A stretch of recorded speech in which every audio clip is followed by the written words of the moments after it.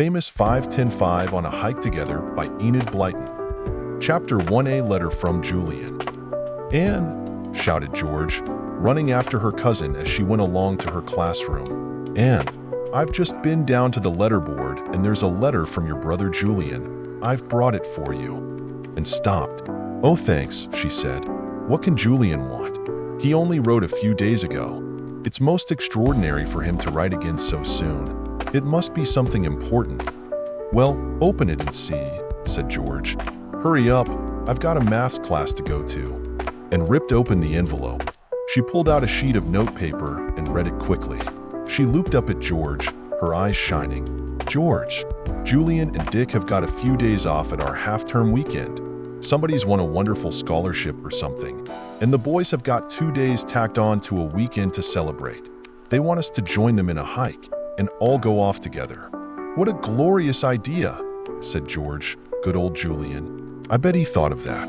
Let's read the letter." But before she could read it, a mistress came along. "Georgina, you should be in class, and you too, Anne." George scowled. She hated to be called by her full name. She went off without a word, and tucked the letter into her pocket and rushed off joyfully. Half-term with her brothers, Julian and Dick, and with George and Timmy the dog. Could anything be better? She and George talked about it again after morning school. "We get from Friday morning till Tuesday," said George. "The boys are getting the same. What luck. They don't usually have a half-term in the winter term."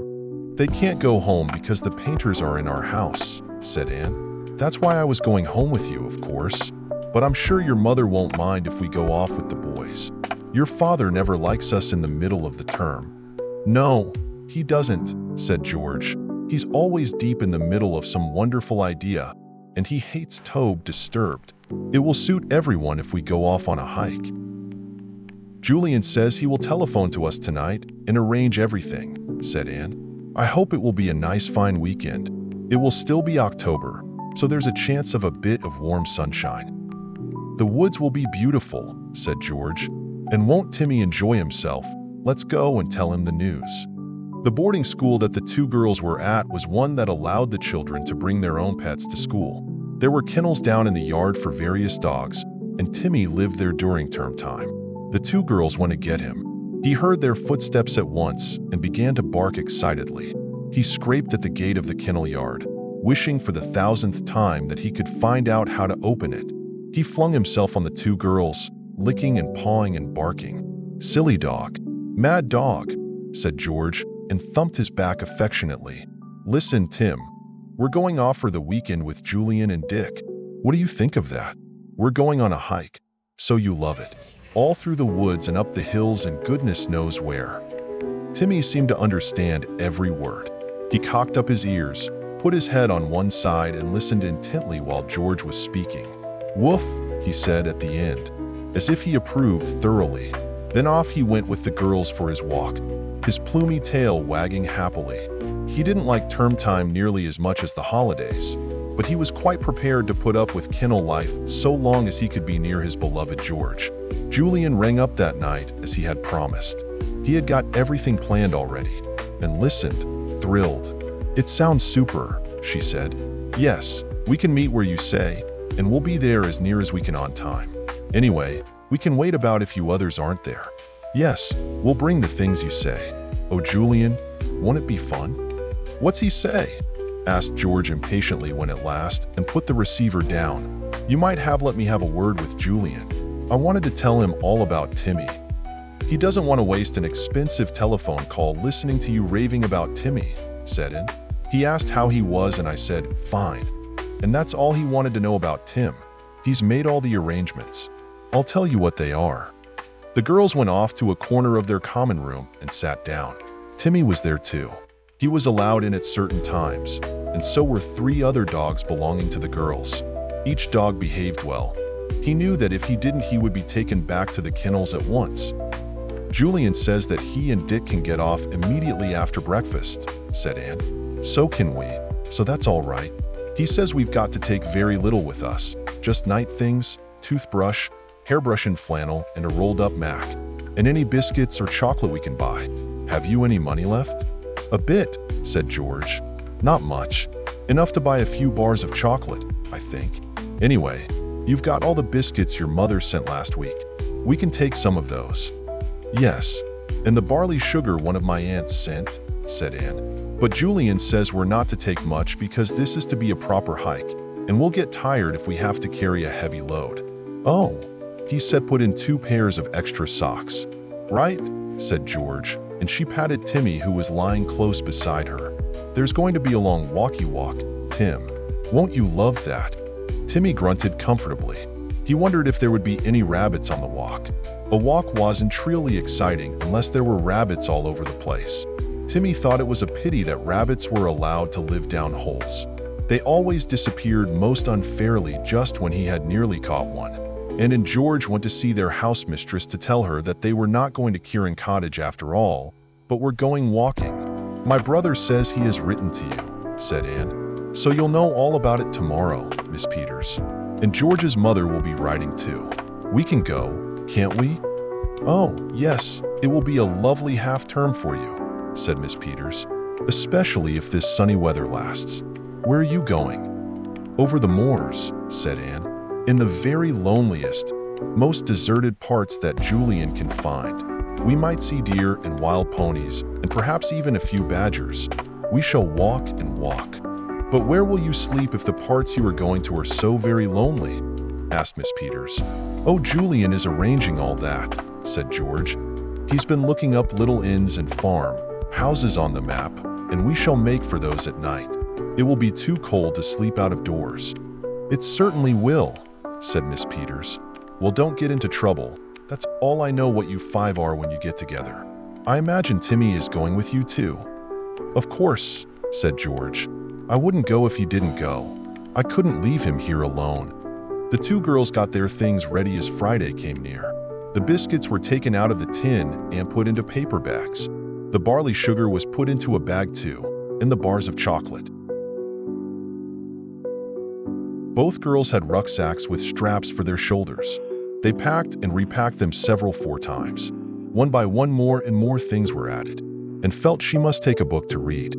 George said they must each take a torch with a new battery. "And what about biscuits for Timmy?" she said. "I simply must take something for him. He'd like a bone too, a big one that he can chew and chew, and that I can put back into the bag for another time." "Well, let me carry all the biscuits and chocolate then if you're going to put a smelly old bone into your bag," said Anne. "I don't see why you want to take anything for Timmy. He can always have something to eat when we do, wherever we have a meal." George decided not to take the bone. She had fetched one from his kennel, and it certainly was big and heavy, and equally certainly it was smelly. She took it back to the kennel again, Timmy following her rather puzzled. Why keep carrying his bone here and there? He didn't approve at all. It seemed a long time till Friday, but at last it came. Both girls woke up very early indeed. George was out in the kennels before breakfast, brushing and combing Timmy to make him look spruce and tidy for Julian and Dick. He knew it was the day they were to set off, and he was as excited as the 2 girls. "We'd better eat a good breakfast," said Anne. "We might have to wait some time before our next meal. Let's slip off immediately after breakfast. It's lovely to feel free of school and bells and timetables, but I shan't feel really free till I'm outside the school grounds." They ate an enormous breakfast, though really they were too excited to want much. Then they got their rucksacks ready, packed the night before, said goodbye to Miss Peters, and went to fetch Timmy. He was waiting impatiently for them, and barked madly when they came near. In a trice he was out Ophi's kennel yard and capering round them, almost tripping them up. "Goodbye, and George," yelled one of their friends. "Have a good time on your hike, and it's no good coming back on Tuesday and telling us you've had one of your usual hair-raising adventures, because we just shan't believe it." "Woof," said Timmy, "woof, woof," which meant that he was going to have adventures with hundreds of rabbits. Anyway. Chapter 2 Setting Off. Julian and Dick were also on their way, very pleased to have such an unexpectedly long weekend. "I never liked Willis or Johnson much," said Dick, as they walked out of the school grounds. "Awful swatters they were. Never had any time for games or fun. But I take my hat off to them today. Because of their swatting, they've won medals and scholarships and goodness knows what. And we've got a weekend off in celebration. Good old Willis and Johnson." "Hear, hear," said Dick. "But I bet they'll sit in a corner with their books all the weekend. They want to know if it's a brilliant day like this, or pouring with rain like yesterday. Poor mutts. They'd hate to go off on a hike," said Julian. "It would be utter misery to them. Do you remember how awful Johnson was at rugger? He never knew which goal he was playing against. Always ran the wrong way." "Yes, but he must have got terrific brains," said Dick. "Why are we talking about Willis and Johnson? I can think of plenty of more interesting things. And in George, for instance, and old Tim. I hope Ethel managed to get off in time all right." Julian had carefully looked up a large-scale map of the moors that lay between the two schools that he and the girls went to. They were vast stretches of lonely heathery land, dotted with farms here and there, with a few small cottages and some inns. "We'll keep right off the main roads, in the second and third grades," he said. "We'll take the little lanes and paths. I wonder what Timmy will say if we see deer. He'll wonder what in the world they are." "He'll only be interested in rabbits," said Dick. "I hope he's not as fat as he was last hauls. I think we must have given him too many ice creams and too much chocolate." "Well, he won't get that in term time," said Julian. "The girls don't get as much pocket money as Wedo. Buck up, there's the bus." They ran for the little country bus that rumbled along the country lanes, taking people to market or towed tiny villages that lay here and there tucked away in the moor. It stopped most obligingly for them, and they leapt in. "Huh, running away from school?" said the conductor. "Have to report you, you know." "Very funny," said Julian, bored at this joke, which the conductor produced regularly every time a boy got on board with a rucksack over his shoulders. They had to get out at the next village and cut across country to get to another bus route. They managed to catch a bus there easily and settled down comfortably in their seats. It was half an hour's run from there to where they had planned to meet the girls. "Here you are, young sirs," called the conductor, as the bus ran into a village. It had a wide green on which geese cackled, and a small pond for ducks. "You wanted Pippin Village, didn't you? We don't go any farther. We just turn round and go back." "Thanks," said the boys and got out. "Now, are the girls here or not?" said Julian. "They have to walk from a tiny railway station about 2 miles away." They were not there. Julian and Dick went to have a drink of orangeade at the village store. They had hardly finished when they saw the two girls looking in at the door. "Julian, Dick, we guessed you'd be eating or drinking," said Anne, and she rushed at her brothers. "We came as quickly as we could. The engine broke down. It was such a funny little train. All the passengers got out and advised the engine driver what to do." "Hello," said Julian, and gave in a hug. He was very fond of his young sister. "Hello, George. My, you've grown fat, haven't you?" "I have not," said George indignantly. "And Timmy isn't fat either, so don't tell him he is." "Julian's pulling your leg as usual," said Dick, giving George a friendly slap on the back. "All the same, you've grown a bit. You'll soon be as tall as I am." "Hello, Timmy. Good dog, fine dog. Tongue as wet as usual?" "Yes, it is. I never knew a dog with a wetter tongue than yours." Timmy went nearly mad with joy at being with all four of his friends. He leapt round them, barking, wagging his long tail and sending a pile of tins crashing to the floor in his delight. Now, said the shopwoman, emerging from a dark little room at the back.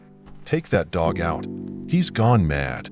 "Don't you girls want a drink of ginger beer or something?" asked Julian, getting hold of Timmy's collar. "You'd better, because we don't want to have to carry heavy bottles of drinkables with us." "Where are we going to set off to?" asked George. "Yes, I'd like ginger beer, please." "Get down, Timmy. Anyone would think you'd been away from Julian and Dick for at least 10 years. "It probably does seem like 10 years to him," said Anne. "I say, are those sandwiches?" She pointed to a ledge at the back of the counter. There was a little pile of sandwiches there, looking most appetizing. "Yes, they're sandwiches, miss," said the shopwoman, opening 2 bottles of ginger beer. "I've made them for my son who works over at Blackbush Farm. He'll be in for them soon." "I suppose you couldn't make us some, could you?" asked Julian.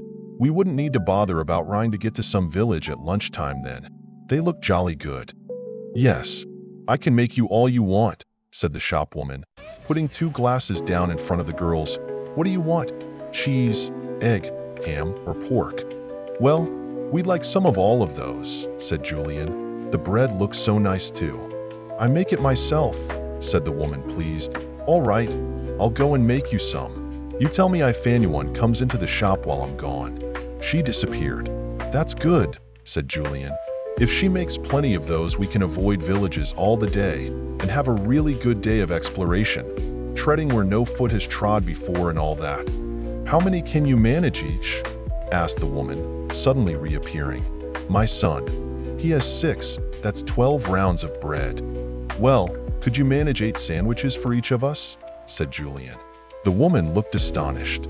It's to last us all day, he explained, and she nodded and disappeared again. That's a nice little sum for her, said Anne. 8 sandwiches each, making 16 rounds of bread, for 4 people.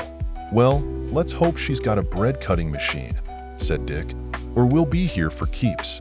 Hello, who's this? A tall man appeared at the entrance of the shop, a bicycle in his hand.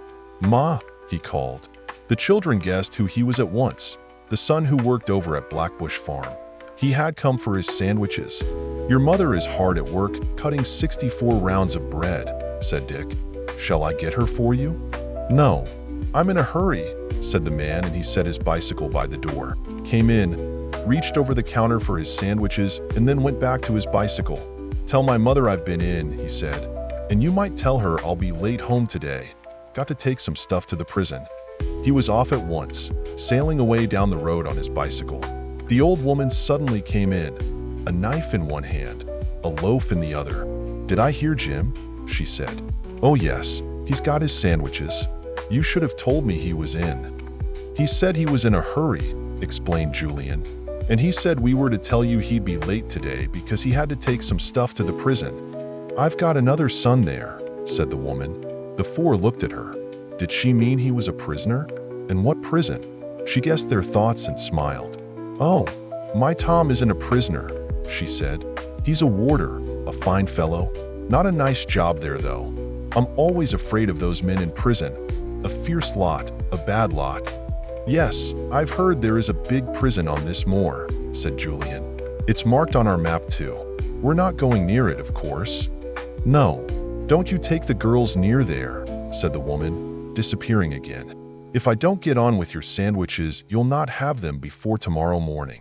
Only one customer came in while the children were waiting, a solemn old man smoking a clay pipe. He looked round the shop, couldn't see the woman, took a packet of blancmange powder, which Hess slipped into his pocket, and put the money down on the counter. Tell her when her comes, he mumbled with his pipe still in his mouth, and out he shuffled. Timmy growled. The old man smelt very unwashed, and Timmy didn't like him. At last the sandwiches were finished, and the old woman appeared again. She had packed them up neatly in 4 parcels of grease-proof paper, and had penciled on each what they were. Julian read what she had written and winked at the others. My word, we're in for a grand time, he said. Cheese, pork, ham and egg, and what's this? Oh, that's 4 slices of my homemade fruit cake, said the old woman. I'm not charging you for that, it's just so that you can taste it. It looks like half the cake, said Julian, touched, but we shall pay for it with many thanks. How much is all that? She told him. Julian put down the money and added some extra for the cake. There you are, and many thanks, he said. And that money there was left by an old fellow with a clay pipe who took a packet of blancmange powder. That would be old man Gups, said the woman. Well, I hope you'll enjoy your tour. Come back here if you want any more sandwiches cut. If you eat all those today, you won't do badly. Woof, said Timmy, hoping that he too would share a few. The woman produced a bone for him. Andy took it up in his mouth. Thanks, Julian said. Come on, now we'll really start. Chapter 3. Across the countryside. They set off at last, Timmy running in front. School already seemed far behind them. The October sun shone down warmly, and the trees in the village glowed yellow and red and golden, dressed in their autumn colorings. A few leaves floated down in the breeze, but not until there was a real frost would many come whirling down. It's a heavenly day, said George. I wish I hadn't got my blazer on. I'm cooked already. Well, take it off and carry it over your shoulder, said Julian. I'm going to do the same. Our jerseys are quite warm enough today. They took off their thick blazers and carried them. Each of them had a rucksack, a Mac rolled up tightly and tied to it, and now a blazer to carry. But none of them noticed the weight at the outset off to your day. I'm glad you girls took my advice and wore your thickest shoes, said Julian, looking with approval of their brogues. Some of our walking may be wet. Have you got changes of socks? Yes. We brought everything you told us to, said Anne. Your rucksack looks a bit fuller than ours, Ju. Well, I've got maps and things in it, said Julian. It's a queer place, this moor, miles and miles and miles of it. Queer names on it too, Blind Valley, Rabbit Hill, Lost Lake, Coney Copse. Rabbit Hill? Timmy would love that, said George, and Timmy pricked up his ears. Rabbits? Ah, that was the kind of place he liked. Well, actually we're going towards Rabbit Hill now, said Julian. And after that there's Coney Copse, and as Coney is a country word for rabbit, Timmy ought to enjoy himself. Woof, said Timmy joyfully and bounded ahead. He felt very happy. His 4 friends were with him. Their rucksacks were full of delicious-smelling sandwiches, and a long, long walk lay ahead, teeming, he hoped, with rabbits. It was lovely walking along in the sun. They soon left the little village behind and took a winding lane. The hedges on either side became so high that the 4 couldn't see over the tops at all. What a sunken lane, said Dick. I feel as if I'm walking in a tunnel. And how narrow. I wouldn't Lakido drive a car along this lane. If I met another car, I might have to back for miles. We shan't meet anyone much, said Julian. It's only in the summer that cars come along these lanes, people on holiday, touring round the countryside. Look, we take that path now. It leads to Rabbit Hill, according to the map. They climbed over a stile in the high hedge and walked over a field towards a curious little hill. Timmy suddenly went mad with excitement. He could smell rabbits, and he could see them too. You don't often see so many rabbits out in the daytime, said George, surprised. Big ones and little ones too. What a scampering. They came to the hill and sat down quietly to watch the rabbits. But it was quite impossible to make Timmy do the same. The sight and smell of so many made him quite wild. He pulled away from George's hand and went bounding madly up the hill, scattering rabbits by the dozen. Timmy, yelled George, but for once Timmy paid no attention. He rushed here and rushed there, getting very angry as first one rabbit and then another neatly popped down a hole. It's no use calling him, said Dick. He won't catch one, anyway. See how nippy they are. It's my belief they're having a game with our Timmy. It did look rather like it. As soon as Timmy had chased 2 or 3 rabbits down one hole, a few more would pop up from another behind him. The children laughed. It was as good as a pantomime. Where do you mean to have lunch? Asked Anne. If we stay here much longer, I shall really have to hobby something to eat, and it's not nearly time yet. I wish I didn't always feel so hungry in the open air. Well, come on then, said Julian. We've got some way to go before we get to our lunch place. I've made a pretty good timetable of our tour. We're going to go all round the moors and finish at the place we started at. I've really marked it all out pretty well. Do we sleep at farmhouses or something at night? Asked George. I should like that. Will they mind having us, do you think? Or do we go to inns? Farmhouses for 2 nights and inns for the other nights, said Julian. I've marked them all. They went up Rabbit Hill and down the other side. There were just as many rabbits there. Timmy chased them till he panted like an engine going uphill. His tongue hung out, dripping wet. You've had enough, Tim, said George. Be sensible now. But Timmy couldn't be sensible with so many rabbits about. So they left him to chase and dart and race at top speed and went on down the hill. Timmy came rushing after them when they got to the bottom. Now perhaps you'll stop tearing about like a mad thing and walk with us, scolded George. But she spoke too soon. For soon they were in a small wood which Julian informed them was Coney Copse. And as I told you, Coney means rabbit. So you can't expect Timmy to stop being mad just yet, said Julian. They very nearly lost Timmy in Coney Copse. A rabbit disappeared down a very big hole, and Timmy was actually able to get down a little way. Then he got stuck. He scrabbled violently with his feet, but it was no good. He was well and truly stuck. The others soon discovered he wasn't with them and went back, calling. Quite by chance they came on the hole he was in and heard the sound of panting and scraping. A shower of sand flew out of the hole. There he is. The idiot. He's down a hole, said George in alarm. Timmy, come on out. There was nothing that Timmy would have liked better, but he couldn't come out, however much he tried. A root of a tree had got wedged into his back, and he couldn't seem to push himself out again, past the annoying root. It took the 4 children 20 minutes to get Timmy out, and had to lie down and wriggle in a little way to reach him. She was the only one small enough to get into the hole. She caught hold of Timmy's back legs and pulled hard. Somehow the root slid off his back and he came backwards. He whined loudly. "Oh, and you're hurting him. You're hurting him," shouted George. "Let him go." "I can't," yelled back Anne. "He'll only go down deeper. If I leave go his legs. Can you pull me out? If so, Timmy will come too. He'll have to because I've got his legs." Poor Anne was pulled out by her legs, and poor Timmy came too, pulled by his. He whined and went to George. "He's hurt himself somewhere," said George anxiously. "I know he has. He wouldn't whine like that if wasn't hurt." She ran her fingers over him, pressing here and there. She examined each leg and each paw. She looked at his head. Still he whined. Where could he have hurt himself? "Leave him," said Julian, at last. "I can't see that he's hurt anywhere, except in his feelings." He probably didn't like and hauling him out by his hind legs. Most undignified. George wasn't satisfied.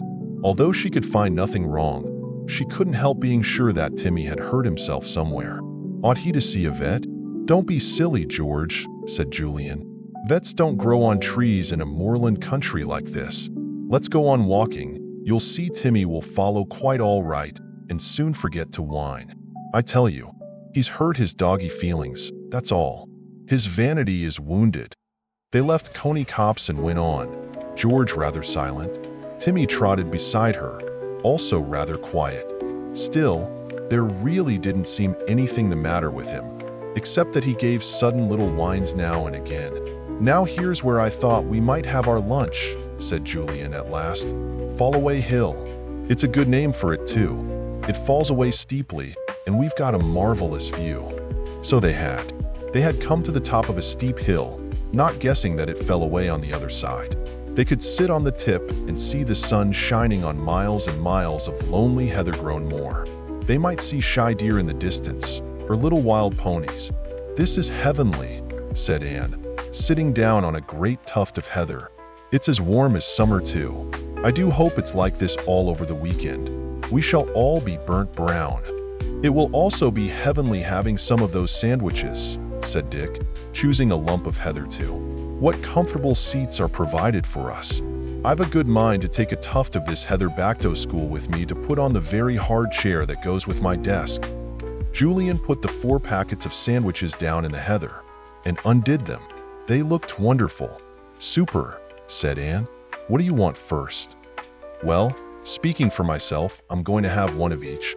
Put them all on top of one another and have a huge bite of cheese, ham, pork and egg at once," said Dick, and laughed. "Even your mouth isn't big enough for that," she said. But somehow Dick managed, though it was difficult. "Disgusting behavior," he said, when he had managed the first mouthful. "I think on the whole that one at a time is more economical." "Hi, Timmy. Have a bit?" Timmy obliged. He was very quiet, and George was still anxious about him. Still, his appetite seemed remarkably good, so nobody but George wondered any more if he had hurt himself. He lay beside George, occasionally putting a great paw on her knee if he wanted another bit of sandwich. "Timmy does jolly well," said Dick, with his mouth full. "He gets bits from us all. I bet he eats more than any of us. I say, did anyone ever taste such smashing sandwiches? Have you tried the pork? It must have come from a super pig." It was lovely sitting there in the sun, looking over miles of countryside, eating hungrily. They all felt very happy, except George. Was there anything wrong with Timmy? It would spoil the whole weekend if so. Chapter 4. George is worried. They lazed for some time in the sun after they had finished their meal. There were 3 sandwiches each left, and half a piece each of the fruitcake. No one had been able to manage a whole piece, much as they would have liked to. Timmy seemed to think he could finish all the cake that was left, but Julian said no. "It's such a gorgeous cake, it would be really wasted on Timmy," he said. "You've had enough, Tim. Greedy dog." "Woof," said Timmy, wagging his tail and eyeing the cake watchfully. He sighed when he saw it being packed up. He had only had a bit of George's half slice. What a cake! "I'll pack 3 sandwiches and a half slice of the cake into each of 4 bags," said Julian. "Anyone can eat his or hers whenever they like. I expect we shall have a good meal at the farmhouse I've chosen for tonight, so you can eat when you like before then." "I don't feel as if I could eat anything till tomorrow morning," said Anne, putting her bag of food into her rucksack. "But it's odd how hungry you keep on getting, even if you feel you can't possibly be for hours and hours." "Well, Timmy can wolf anything you don't want," said Julian. "Nothing wasted when Tim's about. Now are we all ready? We're going through a little village soon, where we'll stop for a drink. I could do with a ginger beer. And then on we go to our farmhouse. We ought to try and arrive about 5, because it gets dark so soon." "What's the farmhouse called?" asked Anne. "Blue Pond Farm," said Julian. "Nice name, isn't it? I hope it's still got a blue pond." "Suppose they haven't room for us?" said Anne. "Oh, they can always put a couple of girls somewhere," said Julian. "Dick and I can sleep in a barn if necessary. We're not particular." "I'd like to sleep in a barn too," said Anne. "I'd love to. Let's not ask for a bedroom. Let's all sleep in a barn, on straw or hay or something." "No," said Julian. "You girls will have to be in the house. It gets cold at night, and we've brought Norix. We boys will be all right with our Max over us. I'm not letting you 2 girls do that." "It's stupid being a girl," said George, for about the millionth time in her life. "Always having to be careful when boys can do as they like. I'm going to sleep in a barn, anyway. I don't care what you say, Ju." "Oh yes you do," said Julian. "You know quite well that if ever you go against the orders of the chief, that's me, my girl. In case you didn't know it, you won't come out with us again. You may look like a boy and behave like a boy, but you're a girl all the same. And like it or not, girls have got to be taken care of." "I should have thought that boys hated having to take care of girls," said George, sulkily. "Especially girls like me who don't like it." "Well, decent boys like looking after their girl cousins or their sisters," said Julian. "And oddly enough, decent girls like it. But I won't count you as a girl, George, decent or otherwise. I'll merely count you as a boy who's got to have an eye on him. My eye, see? So take that look off your face, and don't make yourself any more difficult than you already are." George couldn't help laughing, and the sulky look went at once.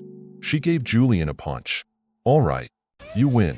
You're so jolly domineering these days, I feel quite afraid of you." "You're not afraid of anyone," said Dick. "You're the bravest girl I ever knew." "Aha, that's made old George blush like a girl. Let me warm my hands, George." And Dick held his hands up in front of George's scarlet face, pretending to warm them at her fiery blush. She didn't know whether to be pleased or angry. She pushed his hands away and got up, looking more like a boy than ever with her short tousled hair and her well-freckled face. The others got up and stretched. Then they settled their rucksacks on their backs again, with their Macs fastened to them, threw their blazers over their shoulders, and set off down Fallaway Hill. Timmy followed, but he didn't bound about as usual. He went slowly and carefully. George looked round for him and frowned. "What is the matter with Timmy?" she said. "Look at him. Not a jump or a scamper in him." They all stopped and watched him. He came towards them, and they saw that he was limping slightly with his left hind leg. George dropped down beside him and felt the leg carefully. "I think he must have twisted it, sprained it or something, when he was down that rabbit hole," she said. She patted him gently on the back and he winced. "What's the matter, Tim?" said George, and she parted the hair on his back, examining the white skin underneath to see why he had winced when she had patted him. "He's got an awful bruise here," she said at last, and the others bent to see. Something must have hurt his back down in that hole, and it must have hurt one of his legs when she held on to them and dragged him out. "I told you not to hold on to his legs, Anne." "Well, how are we to get him out if I didn't?" demanded Anne, feeling cross but rather guilty. Did you want him to stick there for days and days? I don't think there's much damage done, said Julian, feeling the hind leg. I honestly think he's only just twisted it a bit, George.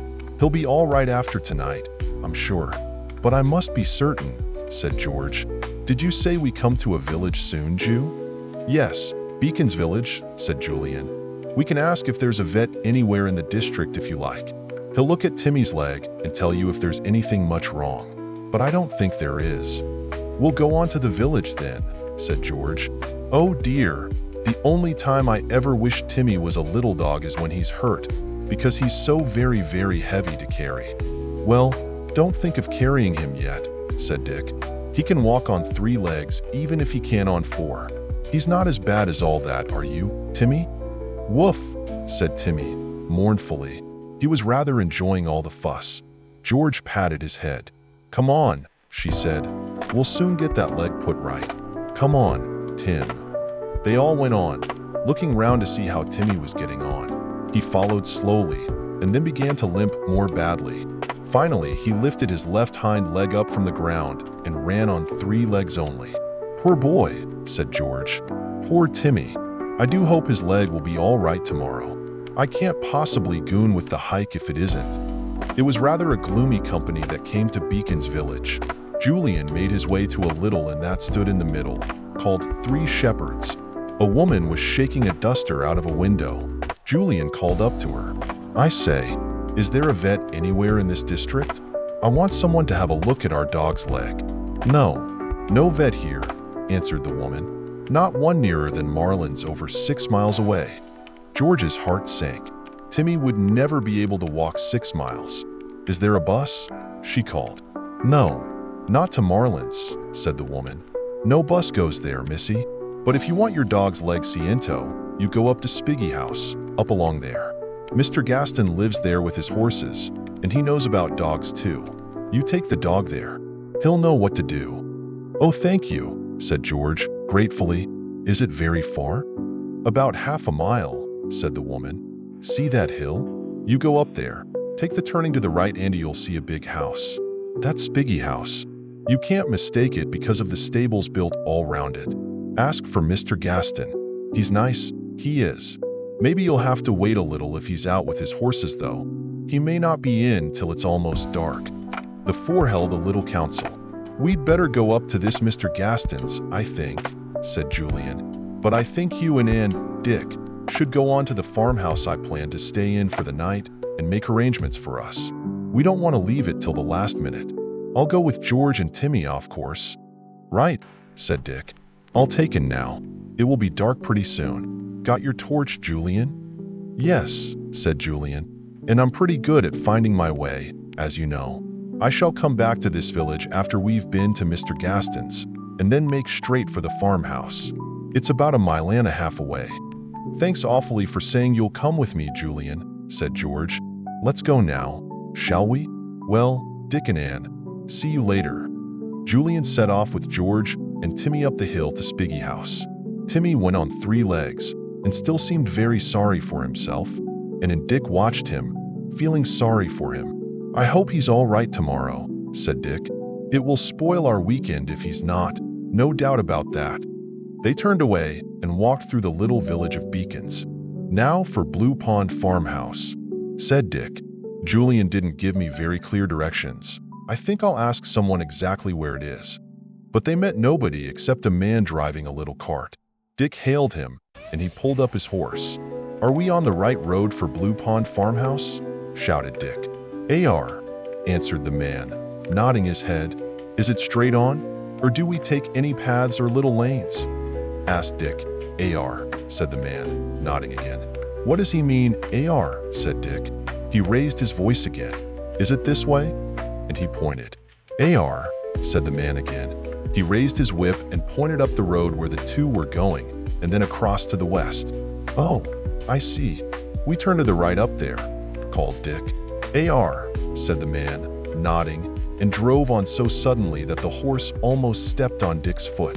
Well, if we find the farmhouse after all those R's, we'll be clever, said Dick. Come on. Chapter 5. And in Dick. It began to get dark very suddenly. The sun had gone, and a big black cloud slid smoothly over the sky. "It's going to rain," said Dick. "Blow. I thought it was going to be a lovely evening." "We'd better hurry," said Anne. "I hate sheltering under a hedge in the pouring rain, with drips down me neck and puddles round my feet." They hurried. They went up the road that led out of the village and then came to a turning on the right. This must be the one the man had meant. They stopped and looked down it.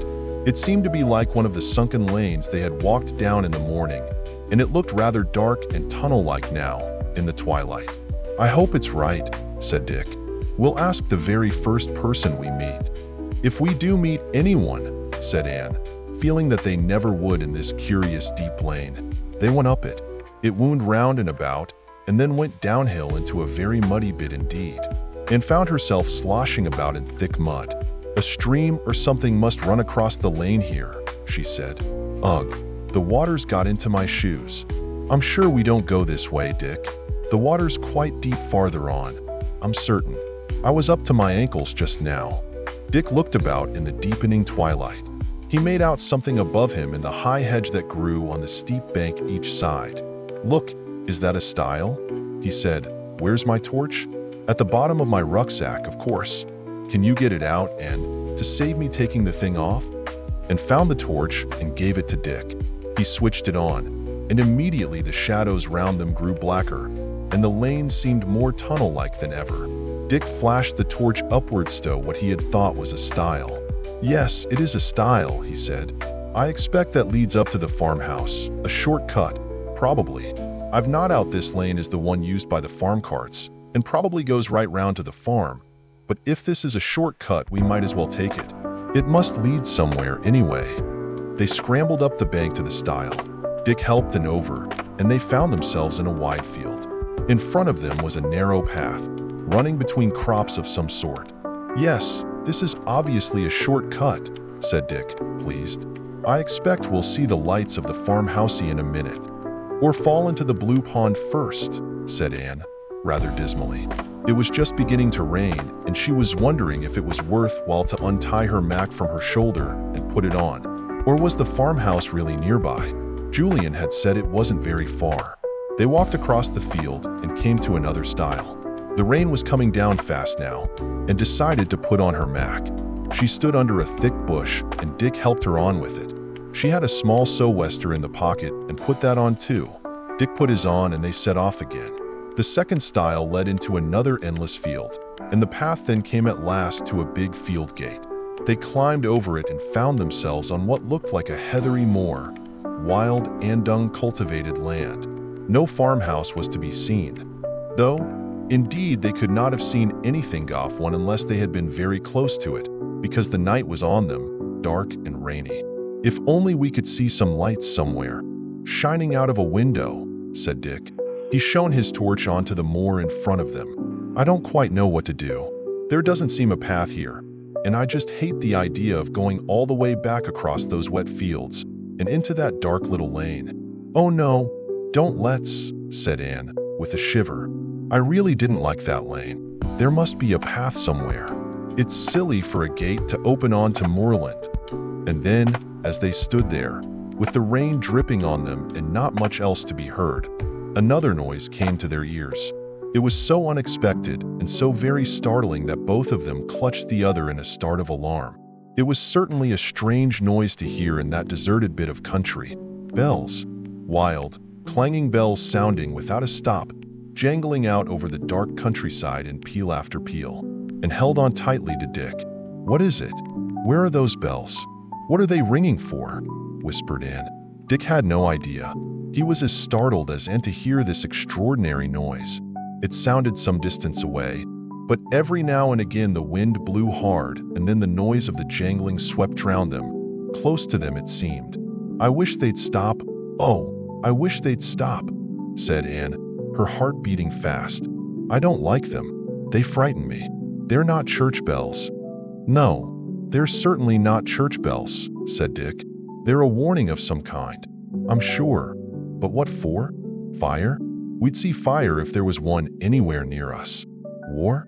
No, bells and beacons were used to warn people of war long, long ago. Not now." That village was called Beacons, said Anne, suddenly remembering.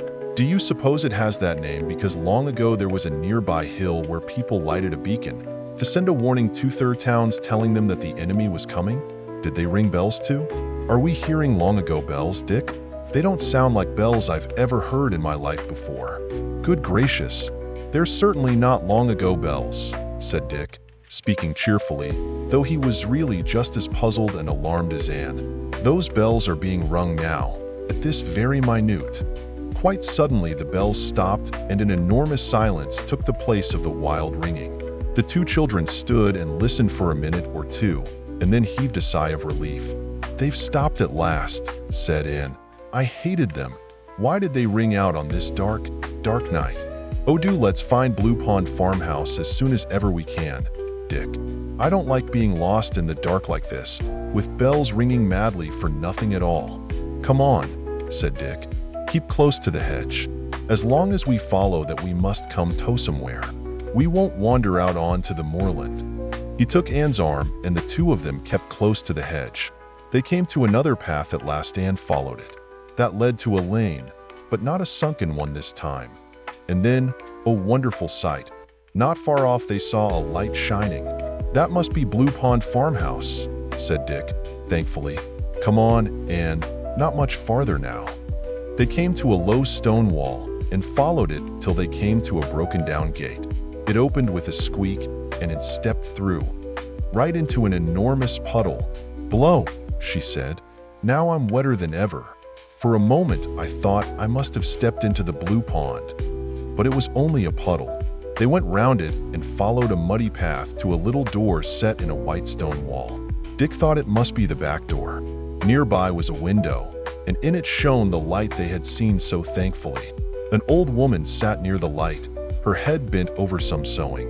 The children could see her quite clearly as they stood by the door. Dick looked for a bell or knocker, but there was none. He knocked with his bare knuckles. Nobody answered. The door remained shut. They looked at the old woman by the lamp and saw that she was still sewing. Perhaps she's deaf, said Dick, and he knocked again, much more loudly. Still the old woman sued placidly.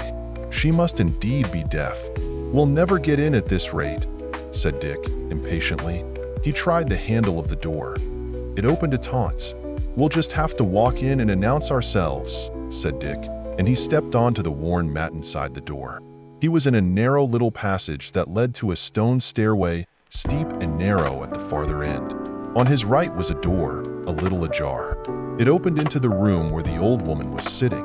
The two children could see a streak of light coming through the crack. Dick pushed the door open and walked boldly in, followed by Anne. Still the old woman didn't look up.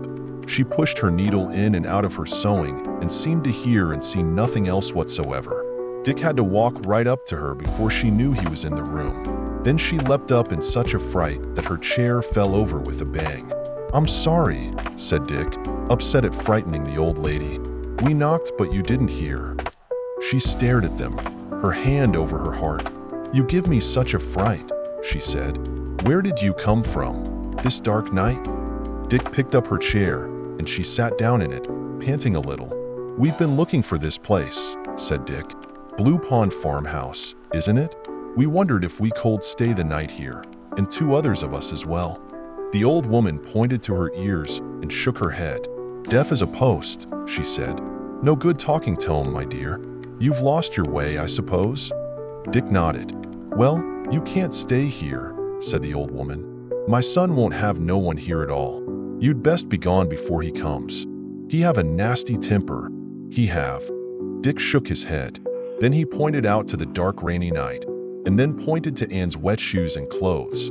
The old woman knew what he meant. You've lost your way, you're wet and tired, and you don't want me to turn you out, she said. Mother's my son, you see.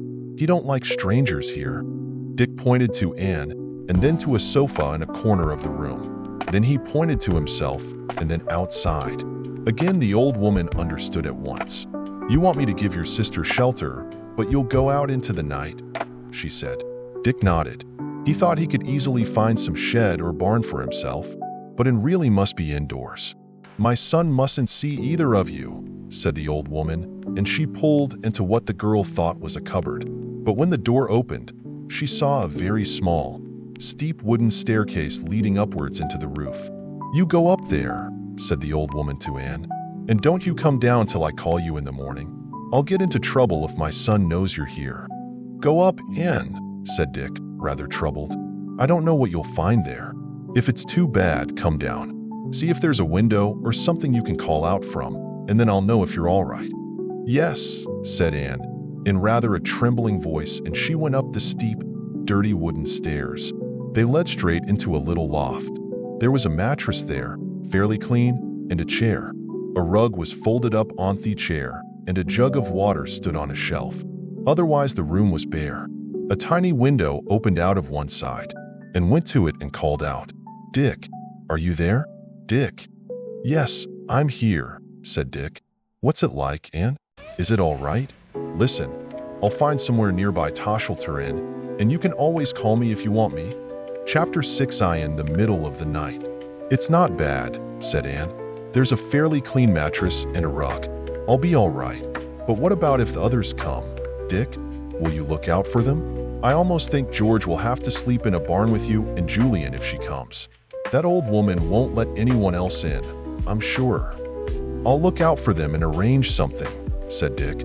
"You eat the rest of your sandwiches and your cake, and see if you can dry your wet feet and make yourself really comfortable. There's a shed or something out here.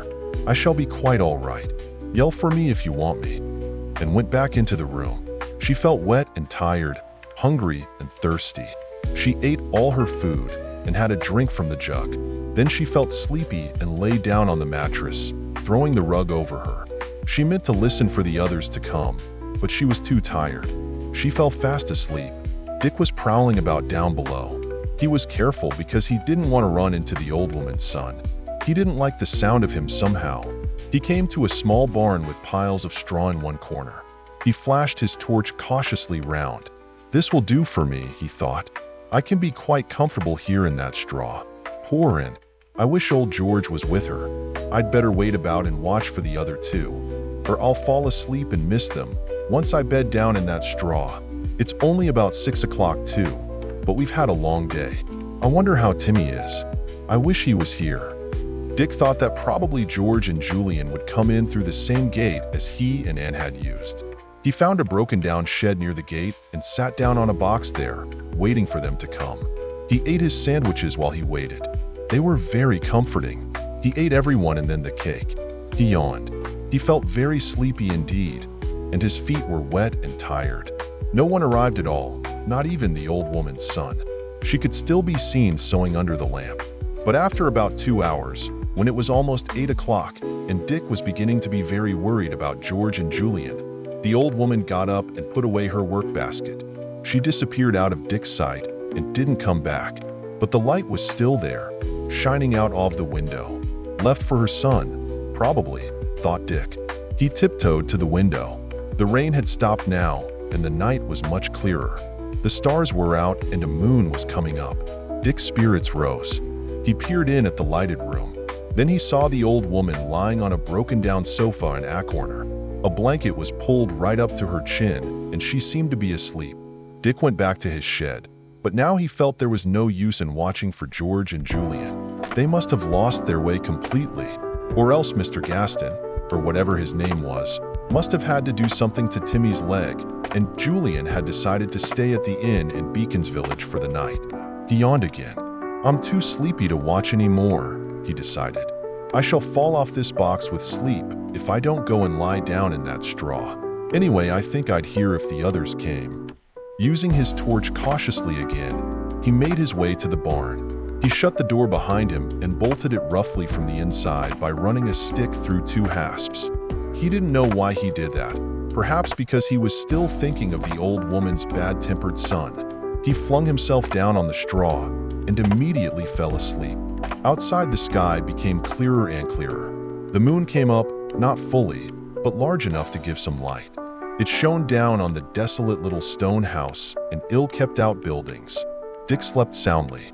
He lay in the soft straw and dreamed of Timmy and George and blue ponds and bells, especially bells. He awoke suddenly, and lay for a moment wondering where he was. What was this prickly stuff around him? Then he remembered. Of course, it was straw and he was in a barn. He was about to cuddle down again when he heard a noise. It was only a small noise, a scratching on the wooden walls of the barn perhaps. Dick sat up. Were there rats there? He hoped not. He listened. The scratching seemed to come from outside the barn, not inside. Then it stopped. After an interval, it began again. Then there came a gentle tapping at the broken window just above Dick's head. He felt very startled. Rats scratched and scrabbled about, but they didn't tap on windows. Who was tapping so very, very cautiously on the little window? He held his breath and listened, straining his ears. And then he heard a voice, a hoarse whisper. Dick, Dick. Dick was amazed. Could it be Julian? If so, how in the world did he know that he, Dick, was in the barn? He sat listening, stiff with surprise. The tapping came again, and then the voice, a little louder.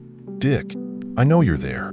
I saw you going. Come here to the window, quiet now. Dick didn't know the voice. It wasn't Julian's, and it certainly wasn't either George's or Anne's. Then how did the owner know his name and that he was there?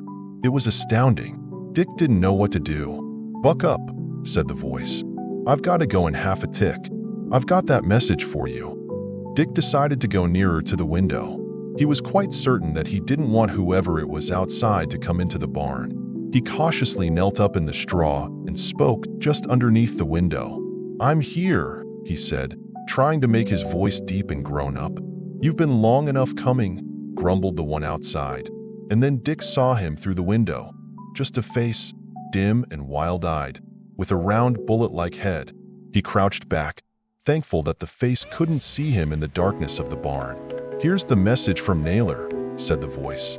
2 trees, gloomy water, saucy Jane, and he says Maggie knows. He sent you this. Maggie's got one too. A bit of paper fluttered in at the broken pane. Dick picked it up in a daze. What was all this? Was Head dreaming? The voice came again, insistent and urgent. You heard all that, Dick? 2 trees, gloomy water, saucy Jane, and Maggie knows too. Now I'm going. There came the sound of someone cautiously creeping round the barn, and then there was silence. Dick sat amazed and bewildered. Who was this wild-eyed fellow who called him by his name in the middle of the night and gave him extraordinary messages that meant nothing at all to a sleepy boy? But Dick was wide awake now. He stood up and looked out of the window. There was nothing and no one to be seen except the lonely house and the sky. Dick sat down again and thought. He put his torch on cautiously and looked at the piece of paper he had picked up. It was a dirty half-sheet, with pencil marks on it that meant nothing to Dick at all.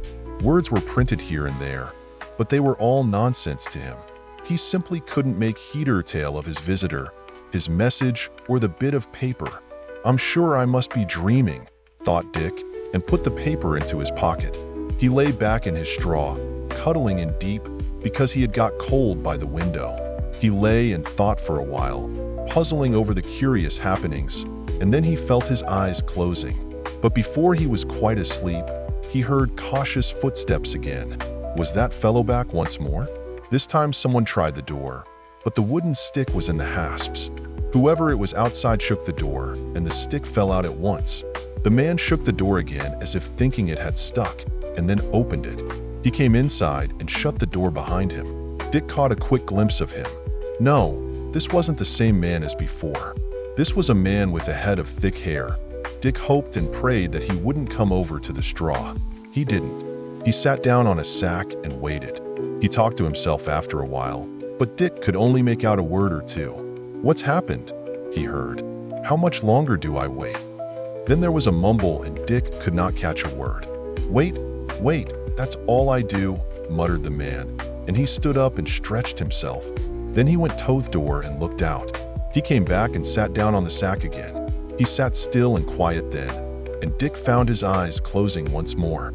Was this part of a dream too? He didn't have time to think it out because he was suddenly in a real dream, walking along ringing bells and seeing trees and twos everywhere round him. He slept heavily all night long. When morning came, he awoke suddenly and sat up. He was alone in the barn. Where had the second visitor gone?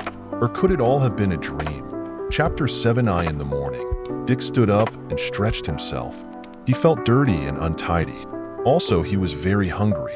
He wondered if the old woman would let him buy some bread and cheese and a glass of milk. And must be hungry too, he thought. I wonder if she's all right. He went cautiously outside and looked up at the tiny window of the loft where Anne had spent the night. Her anxious face was already there, watching for Dick. "Are you all right, Anne?" called Dick in a low tone. She pushed open the tiny window and smiled at him. "Yes, but I daren't go down because that son is downstairs. I can hear him shouting at the deaf old woman every now and again. He sounds very bad-tempered. I'll wait for him to go out to his work then, before I go and see the old woman," said Dick. "I must pay her something for letting you sleep up in that loft, and perhaps I can persuade her to let us have something to eat." "I wish you could," said Anne. "I've eaten all the chocolate I had in my bag. Shall I wait till I hear you call me?" Dick nodded and disappeared into the barn in a hurry. He had heard footsteps. A man came into sight, a broad, short, hunched-up man, with a shock of untidy hair. He was the man that Dick had seen in the barn the night before. He was muttering to himself and looked very bad-tempered indeed. Dick decided to keep out of his way. He crouched down in the barn, but the man did not go in there. He walked past, still muttering. Dick listened for his footsteps to die away. He heard the opening of a gate somewhere, then it crashed behind the man. "I'd better take my chance now," thought Dick, and he went quickly out of the barn and up to the little white house. It looked very tumble down and neglected in the daylight, and had a most forlorn air. Dick knew that it was no good knocking, because the old woman wouldn't hear him. So he walked right into the house and found the woman washing up a few dishes in a cracked old sink. She stared at him in dismay. "I'd forgotten about you. And the girl too. Is she still up there? Get her down quickly before my son comes back. And then go, both of you. Can you sell us some bread and cheese?" shouted Dick. But the old woman really was stone deaf, and all she did was to push Dick away towards the door, jabbing at him with the wet cloth in her hand. Dick slipped aside and pointed to some bread on a table. "No, no, I tell you, you're to go," said the old woman, obviously terrified in case her son should come back. "Get the girl quickly." But before Dick could do anything, there were footsteps outside, and in came the hunched-up fellow with the shock of hair. He was back already, holding some eggs he had been to find. He walked into the kitchen and stared at Dick. "Clear out," he said, angrily. "What do you want here?" Dick thought he had better not say he had slept the night in the barn. There were queer goings on here, and the man might be very savage if he knew Dick had slept the night nearby. "I wanted to know if your mother could sell us some bread," he said, and could have bitten his tongue out. He had said, "us." Now the man would guess there was someone with him. "Us? Who's us?" said the man, looking round. "You fetch him, and I'll tell you both what I do to boys who come stealing my eggs." "I'll go and fetch him," said Dick, seizing the chance to get away. He ran to the door. The man made a clumsy dart at him and almost caught him, but Dick was out and away, running down the path. He hid behind a shed, his heart thumping. He had to wait for Anne. Somehow he had to go back and get her. The man stood at the door, shouting angrily after Dick, but he didn't chase him. He went back into the house and after a while came out again with a pail of steaming food. Dick guessed he was going to feed the chickens wherever they were. He had to take this chance of fetching Anne. He waited till he heard the crash of the distant gate again, and then he rushed to the house. Anne's face was at the window, scared. She had heard all that the man had said to Dick, and then to his mother about allowing boys to come to the house. "Anne, come down at once. He's gone," shouted Dick. "Hurry." Anne's face disappeared from the window. She ran to the door, tumbled quickly down the stairs, and ran through the kitchen. The old woman flapped a cloth at her, screaming at her. Dick ran into the kitchen and put 20 pence on the table. Then he caught Anne's arm, and both children tore out of the house and down the path. They came to the hedge they had followed the night before, and was quite scared. "That awful man," she said. "Oh, Dick, what a horrible place. Honestly, I think Julian must be mad to choose a place like that to sleep in for the night. Horrible little house. And it didn't look a bit like a farm. There were no cows or pigs that I could see, and not even a farm dog. You know, and I don't think it could possibly have been Blue Pond Farmhouse, said Dick, as they walked beside the hedge, looking for the gate that they had come through the night before. We made a mistake. It was an ordinary cottage. If we hadn't lost our way, we'd have come to the proper Blue Pond Farmhouse, I'm sure. Whatever will George and Julian be thinking, said Anne. They'll be dreadfully worried, won't they, wondering what has become of us. Do you suppose they're at the real Blue Pond Farmhouse? We'll have to find out, said Dick. Do I look very messy and untidy, Anne? I feel awful. Yes. Haven't you a comb? Said Anne. Your hair's all up on end, and your face is very dirty. Look, there's a little stream over there. Let's get our flannels out and wash our hands and faces with them. They did a little washing in the cold water of the stream, and Dick combed back his hair. You look a lot better, said Anne. Oh dear. I wish we could have some breakfast. I'm really starving. I didn't sleep awfully well, did you, Dick? My mattress was so hard, and I was rather scared, up in that funny little room all alone. Before Dick could answer, a boy came whistling through the gate. He looked astonished to see Dick and Anne. Hello, he said. You hiking? Yes, said Dick. Can you tell me if that place up there is Blue Pond Farmhouse? He pointed back to the old woman's house. The boy laughed. That's no farmhouse. That's Mrs. Taggart's place, and a dirty old place it is. Don't you go there, or her son will drive you off. Dirty Dick we call him. He's a terror. Blue Pond Farmhouse is down along there. See? Past the Three Shepherds Inn and away up to the left. Thanks, said Dick, feeling very angry indeed with the man who had said AR and sent them all wrong the day before. The boy waved and set off across a moorland path. We certainly went the wrong way last night, said Dick, as they walked over the fields they had crossed in the dark the night before. Poor Anne, dragging you all that way in the dark and the rain to a horrible place that wasn't Blue Pond Farmhouse after all. I can't think what Julian is going to say to me. Well, it was my fault too, said Anne. Dick, let's go down to the Three Shepherds and telephone Blue Pond Farmhouse from there, shall we? If it's on the phone, that is. I don't somehow feel as if I want to walk for miles and perhaps not find Blue Pond Farmhouse again. Good idea, said Dick. The Three Shepherds was where that woman was shaking a duster out of the window, wasn't it? She told Julian the way to Spiggy House. I wonder how old Timmy is. I hope he's better. I say, this hike isn't as good as we hoped it would be, is it? Well, there's still time for it to be all right, said Anne, much more cheerfully than she felt. She soberly wanted her breakfast that she felt quite bad-tempered. We'll telephone to Julian from the Three Shepherds to say what happened to us, said Dick, as they came to the lane where they had floundered in the mud the night before. He helped and over Thestile, and they jumped down to the narrow road. And what's more, we'll have breakfast at the Three Shepherds, and I bet we eat more than ever the Three Shepherds did, whoever they were, and felt more cheerful at once. She had thought they would have to walk all the way to find Blue Pond Farmhouse before they had breakfast. See, a stream does flow right across the road here, she said. No wonder I got my feet wet yesterday. Come on. The thought of breakfast makes my legs want to run. They at last arrived in Beacon's village and made their way to the inn. On the sign 3 shepherds were painted, looking rather gloomy. They look like I feel, said Anne, but I shall soon feel different.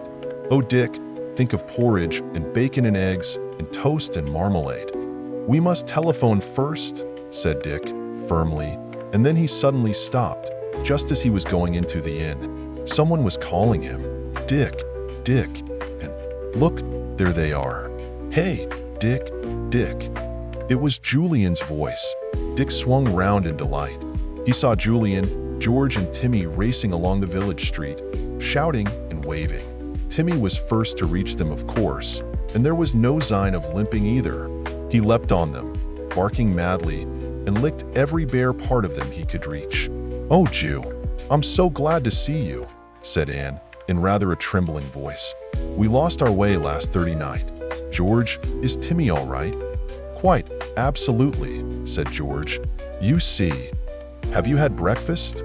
Interrupted Julian. We haven't.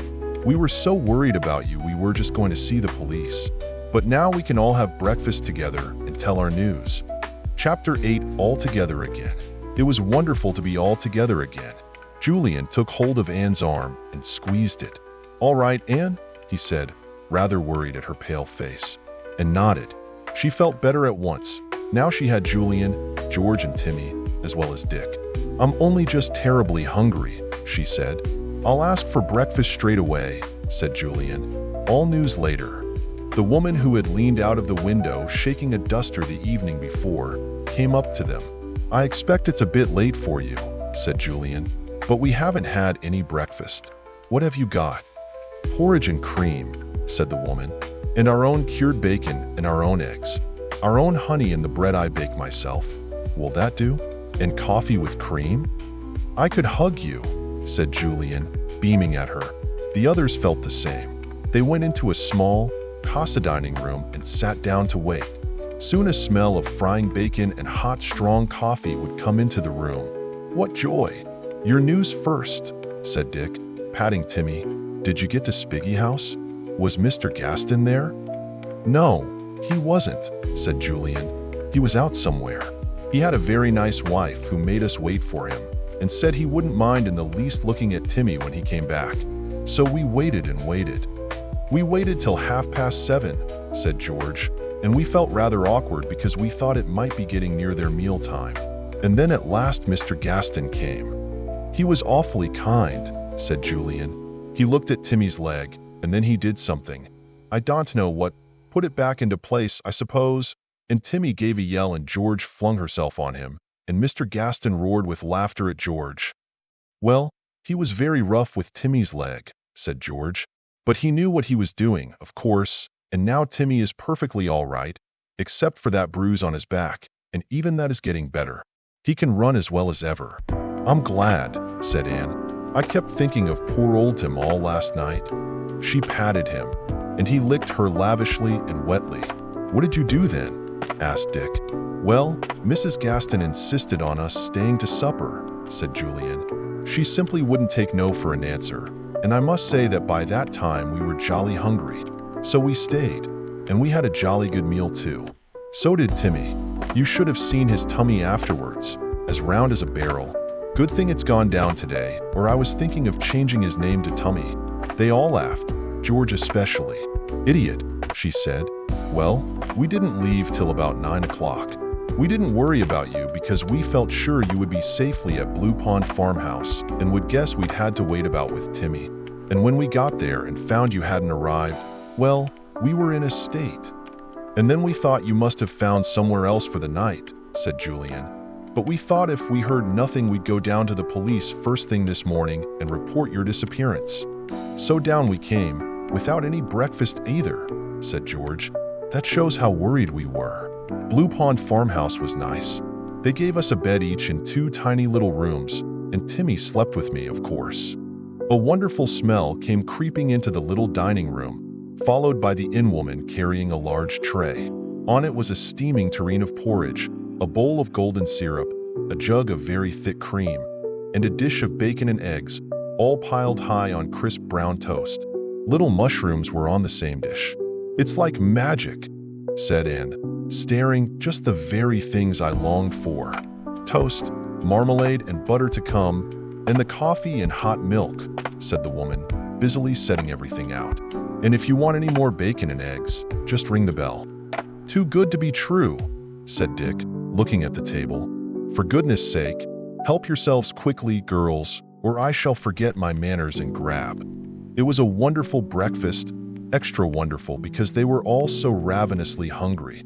There wasn't a word said as they spooned up their porridge and cream, sweetened with golden syrup.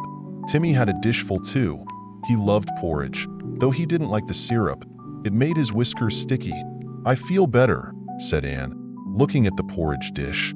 The thing is, shall I have some more porridge and risk not enjoying my bacon and eggs so much, or shall I go straight on with bacon and eggs?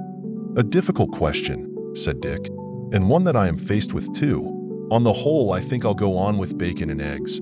We can always have more of those if we want to, and those little mushrooms really do make my mouth water. Aren't we greedy? But how can anyone help that when they're so hungry? You haven't told us a single word of what happened to you last night, said Julian. serving out thebacon and eggs with a generous hand.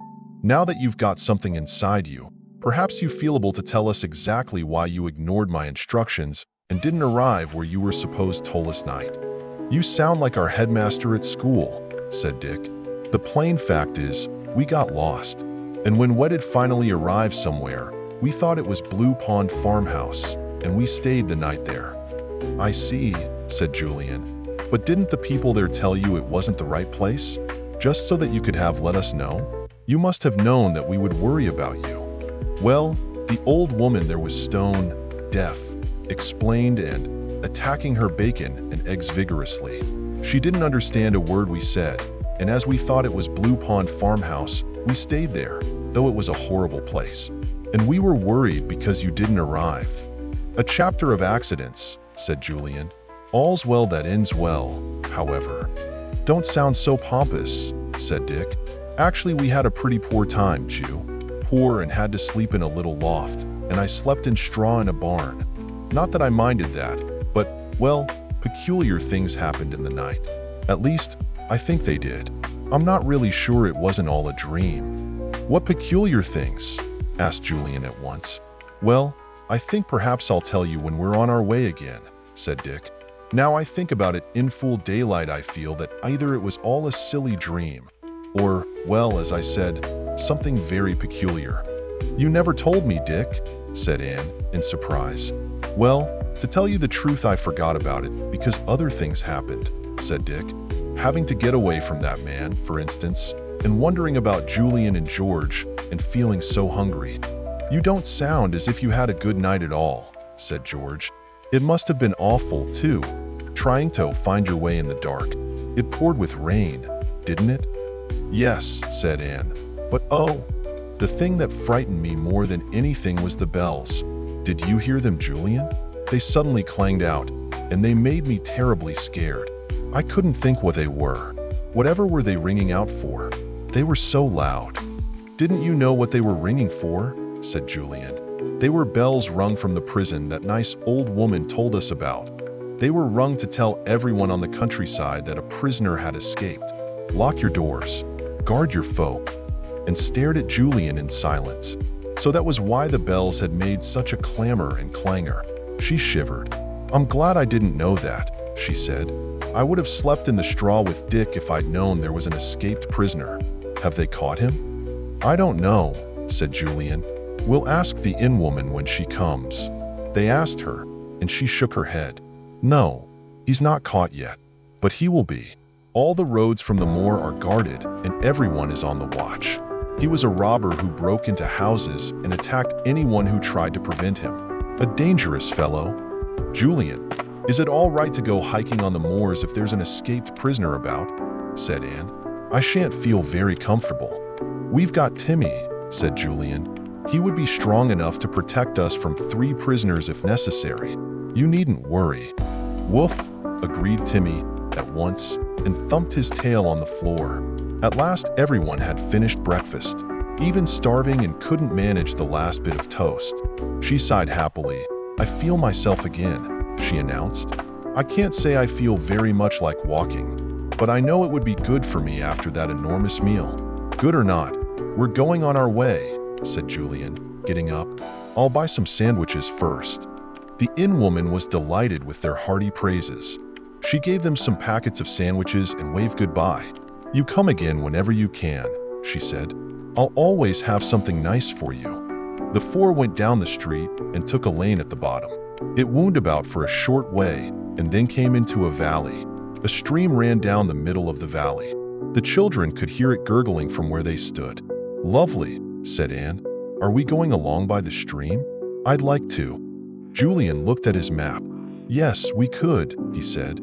I've marked the path to follow, and the stream joins it some way on. So if you like, we could go along by it, though it will be very rough walking. They made their way to the stream. Now, Dick, said Julian, when they had left the path, what about telling us all those peculiar things that happened in the night? There's nobody about to hear, not a soul in sight. Let's hear everything. We'll soon tell you whether it was a dream or not. Right? Said Dick. Well, here's the tale. It does sound pretty queer. Listen. Chapter 9, Dick surprises the others. Dick began his tale, but it really was very difficult to hear it because they couldn't walk four abreast, as there was no path to follow. In the end, Julian stopped and pointed to a thick clump of heather. "Let's go and sit there and hear Dick's story properly. I keep missing bits. No one can hear us if we sit here." They sat down and Dick started again. He told about the old woman who was afraid her son would be angry if she let them stay the night. He told about his bed in the straw. "And now here comes the bit I think must have been a dream," he said. "I woke up to hear a scratching noise on the wooden walls of the barn." "Rats or mice?" said George, and Timmy leapt up at once, of course. He was sure she had said the words to him. "I thought that too," said Dick. "But then I heard a gentle tapping on the window." "How horrid," said Anne. "I shouldn't have liked that at all." "Neither did I," said Dick. "But the next thing I heard was my name being called. Dick, Dick, just like that." "It must have been a dream then," said Anne. "There was no one there who knew your name." Dick went on. "Well, then the voice said, 'Dick, I know you're there. I saw you go in. And it told me to go to the window.'" "Go on," said Julian. He was puzzled. No one in the world but could have known that Dick was in the barn, and it certainly wasn't out there in the night. "Well, I went to the window," said Dick, "and I saw, rather dimly, of course, a wild-eyed looking fellow. He couldn't see me in the darkness of the barn. I just mumbled, 'I'm here,' hoping he would think I was whoever he wanted." "What did he say next?" asked George. "He said something that sounded stuff and nonsense," said Dick. "He said it twice. It was 2 trees, gloomy water, Saucy Jane, and he said, 'Maggie knows,' just like that." There was a silence. Then George laughed. 2 trees, gloomy water, Saucy Jane, and Maggie knows about it. Well, it must have been a dream, Dick. You know it must. What do you think, Julian?" "Well, it does sound a bit nonsensical to have someone come in the middle of the night and call Dick by name and give him a strange message that doesn't mean a thing to him," said Julian. "It sounds more dreamlike than real. I'd say it was a dream too." Dick began to think they were right, and then a sudden thought struck him. He sat up straight. "Wait a bit," he said. "I've remembered something." The man slipped a bit of paper through the broken pane of the window, and I picked it up. "Ah, that's different," said Julian. "Now, if you can't find that paper, it's all a dream and you dreamt the paper too. But if you can find it, well, the whole thing is true. Very peculiar indeed, but true." Dick searched quickly in his pockets. He felt paper in one of them and drew it out. It was a dirty, crumpled piece with a few words on it and a few lines. He held it out to the others in silence, his eyes shining. "Is this the paper?" asked Julian. "My word.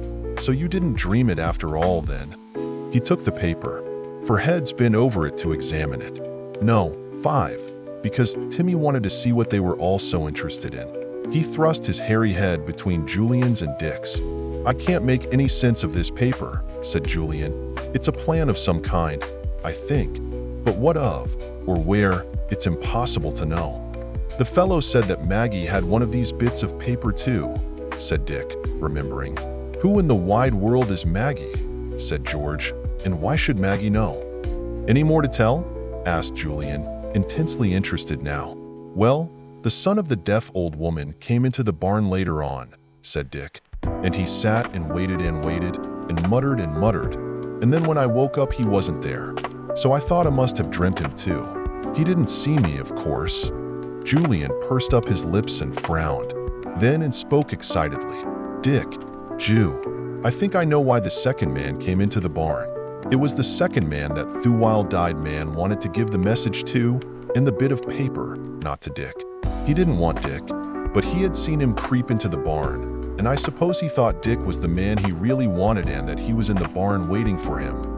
"That's all very well, but how did he know my name?" asked Dick. "He didn't know it. He didn't know it was you at all," said Anne, excitedly. "The other man's name must have been Dick too. Don't you see? They must have planned to meet there, the wild-eyed man and the old woman's son. And the first man saw Dick go in. So he waited a bit and then went and tapped on the window. And when he called Dick, Dick, Of course, Dick thought it was he that hunted, and he took the message and everything. And then the other man, the real Dick, came along, and was too late to meet the first one. Our Dick had met him and got the message, and was quite breathless after this long speech. She sat and stared at the others eagerly. Didn't they think she was right? They did, of course. Julian clapped her on the back. Well worked out, Anne. Of course that's what happened. Dick suddenly remembered the boy they had met on the way down from the old woman's cottage to Beacon's village, the whistling boy. What had he said about the old woman and her son? And what did that whistling boy say? Wait a bit. He said that was Mrs. Taggart's place, and he said we'd better not go there or her son would drive us off. And he said, yes, I remember now. He said, Dirty Dick we call him. He's a terror. Dirty Dick. His name must be Dick then. Why didn't I think of it before? That proves that Anne is right, said Julian, pleased, and looked pleased too. It wasn't often that she thought of something clever before the others did. They all sat thinking. Would this have anything to do with the escaped prisoner? Said George at last. It might, said Julian. He might have been the prisoner himself, that fellow who came with the message.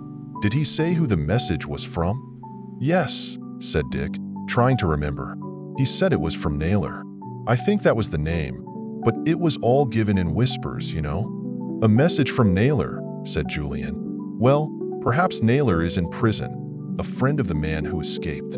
And maybe when he knew this fellow was going to make a dash for it, he gave him a message for someone, the man at that old cottage, son of the old woman. They may have had a prearranged plan.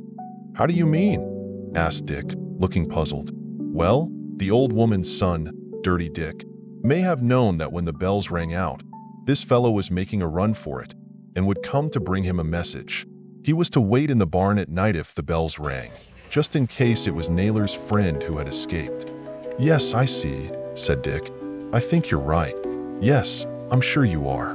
My word, I'm glad I didn't know that fellow at the window was an escaped convict. And you've got the message from Naylor, said Anne.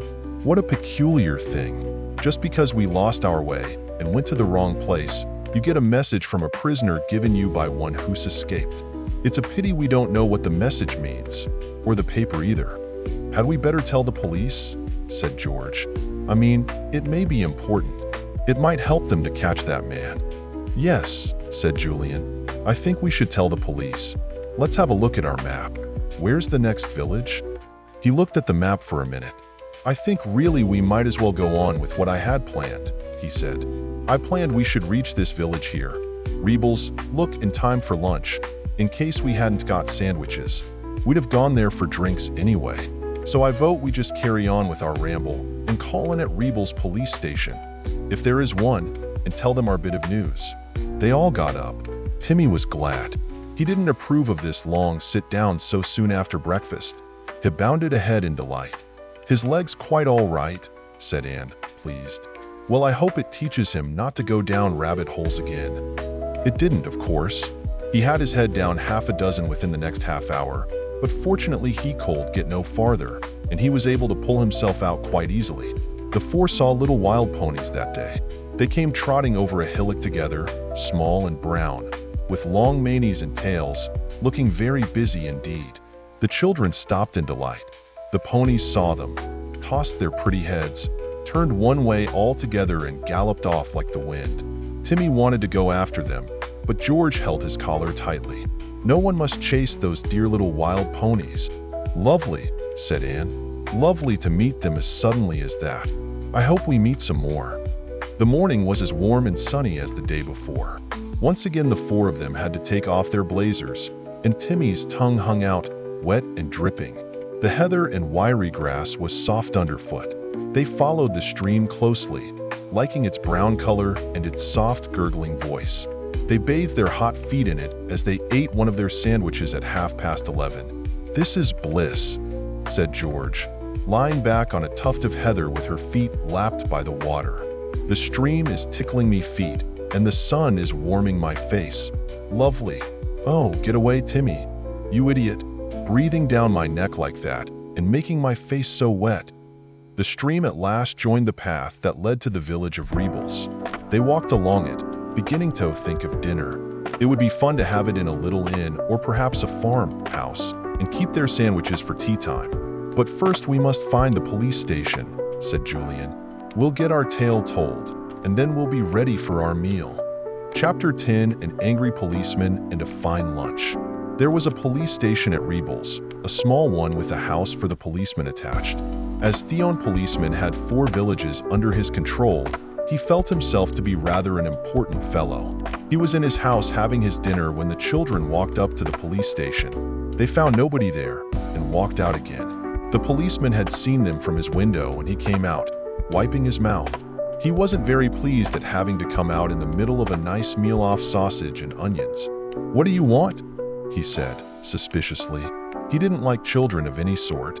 Nasty little things had haunted them, always full of mischief and cheek. He didn't know which were worse, the small ones or the big ones. Julian spoke to him politely.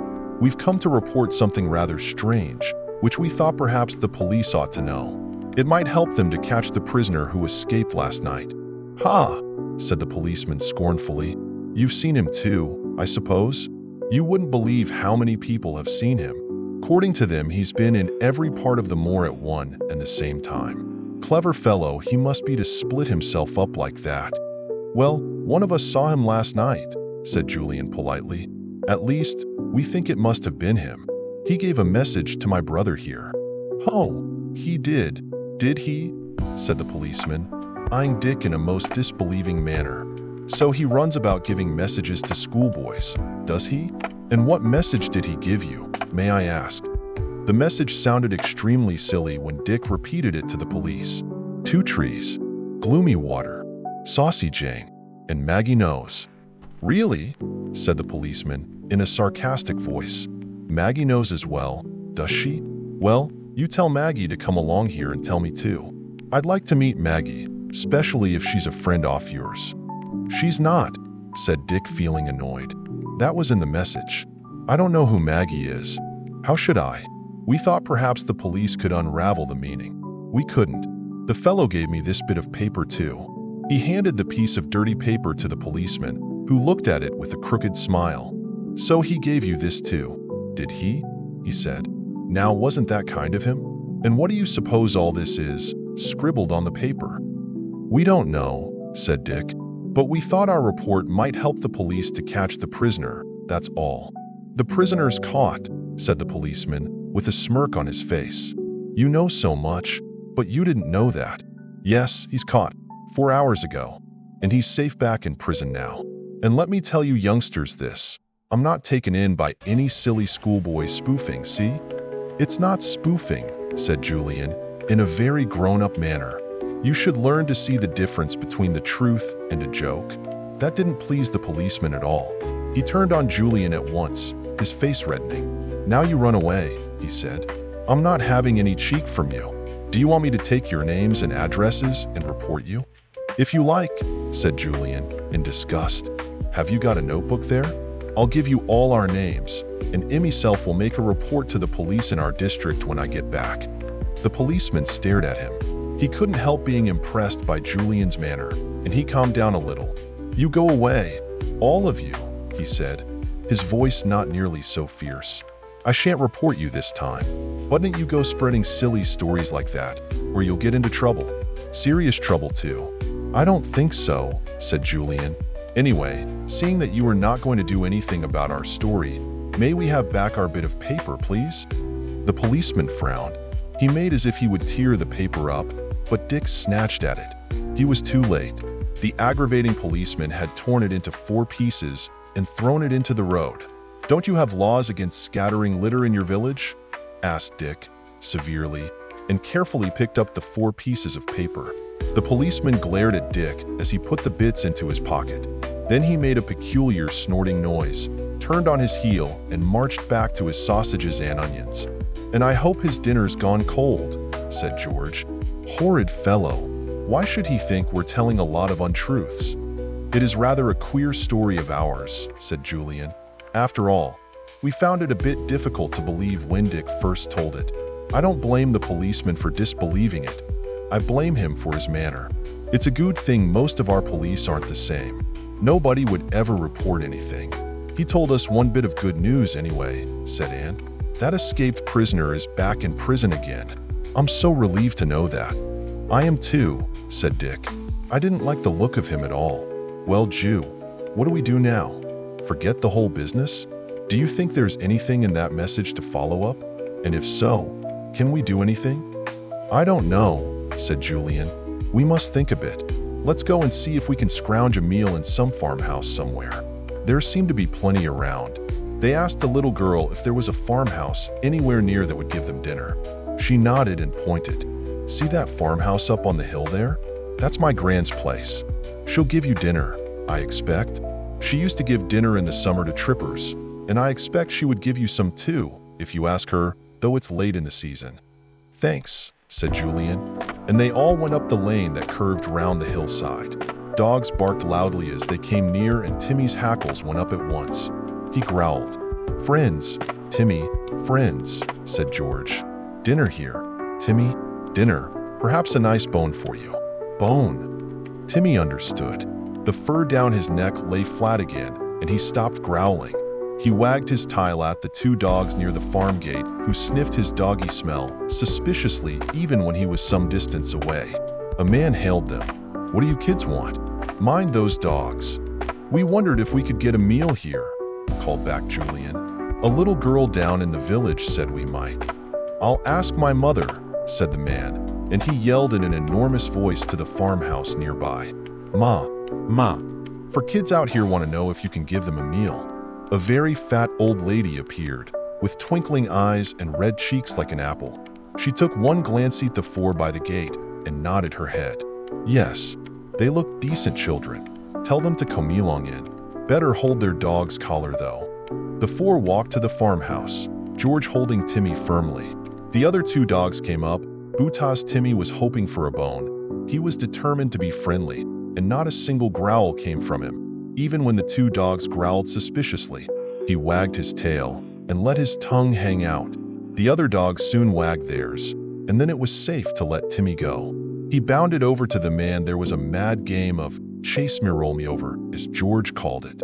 Come your ways in, said the plump old lady. Now you'll have to take what we've got. I'm busy today and haven't had time for cooking. You can have a bit of homemade meat pie, or a slice or two of ham and tongue, or hard-boiled eggs and salad. Bless you, you look as pleased as Punch. I'll put the lot on the table for you, and you can help yourselves. Will that do? There's no vegetables, though. You'll have to make do with pickled cabbage and my own pickled onions and beetroot and vinegar. It sounds too marvelous for words, said Julian. We shan't want any sweet after that.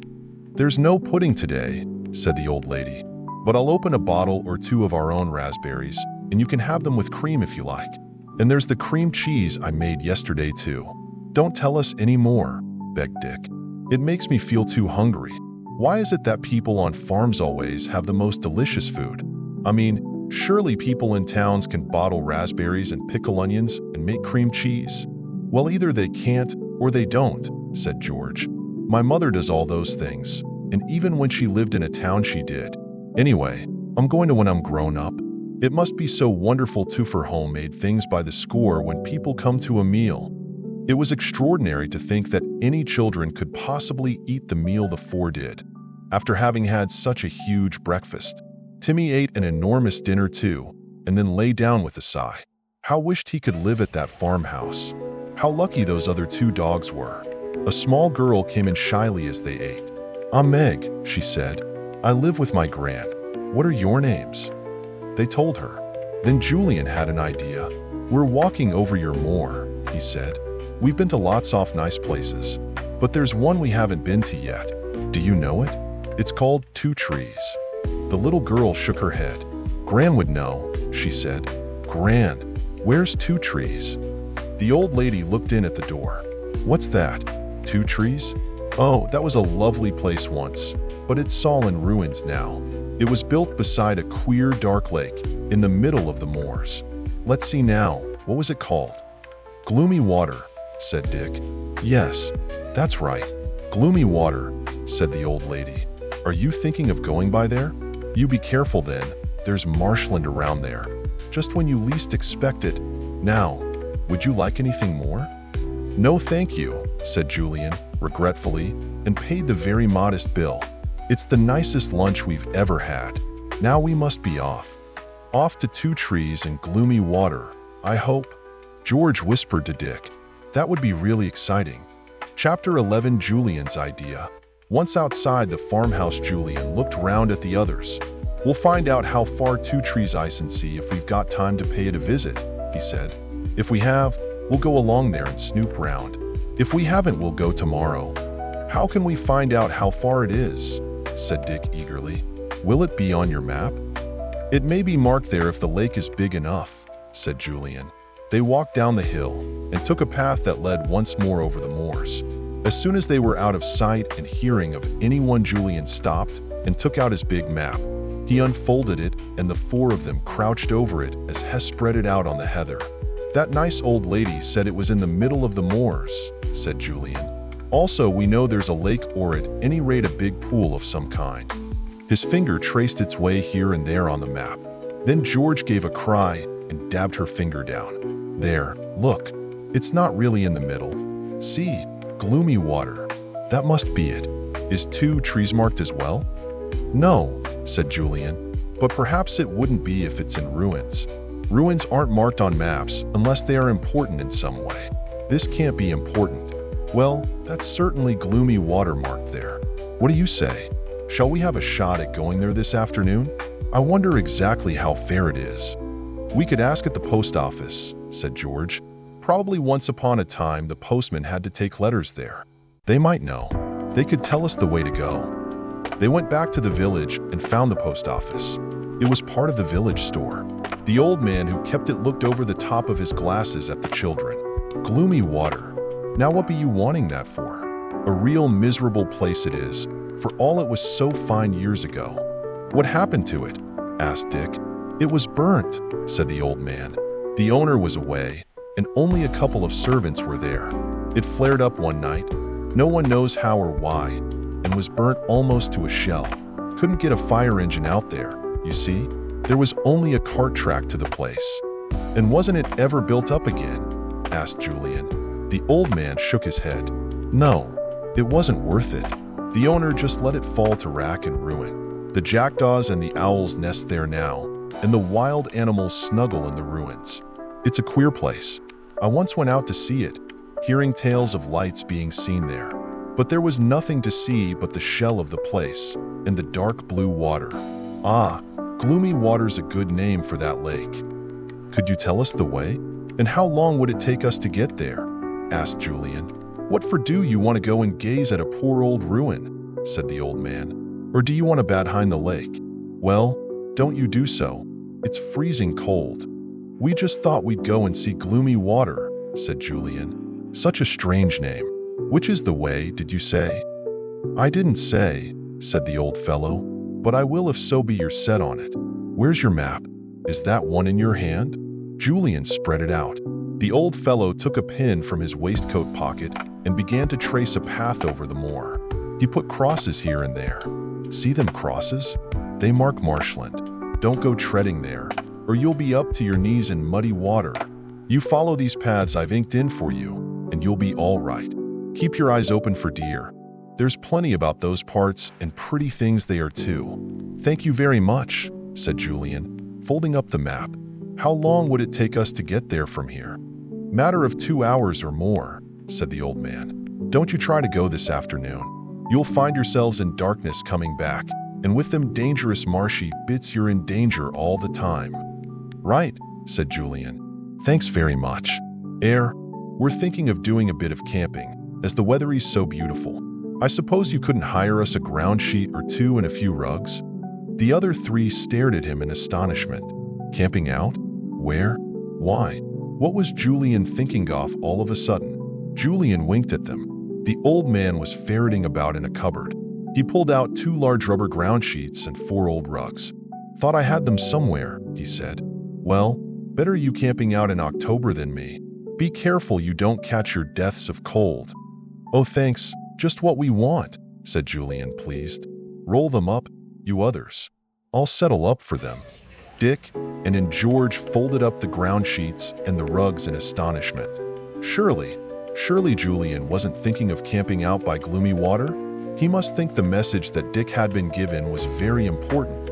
"Julian," said Dick, as soon as they got outside. "What's up? What's all this for?" Julian looked a little sheepish. "Well, something suddenly came over me in the store," he said. "I suddenly felt we ought to go to gloomy water and snoop round. I felt excited somehow. And as we've got so little time this weekend, I thought if we took things and camped out in the ruin, we might make more of our few days." "What an idea," said George. "Not go on with our hiking, do you mean?" "Well," said Julian, "if we find nothing, we can go on with our hike, of course. But if there's anything interesting, it's up to us to unearth it. I'm quite sure there's something up at Two Trees." "We might meet Maggie there," said Anne with a giggle.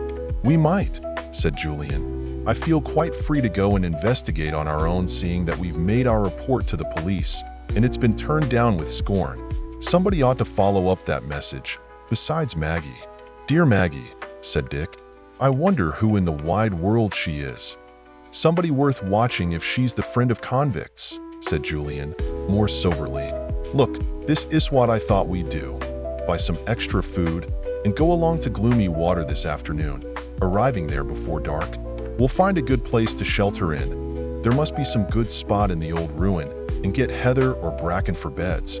Then tomorrow we can be up bright and early to have a look round."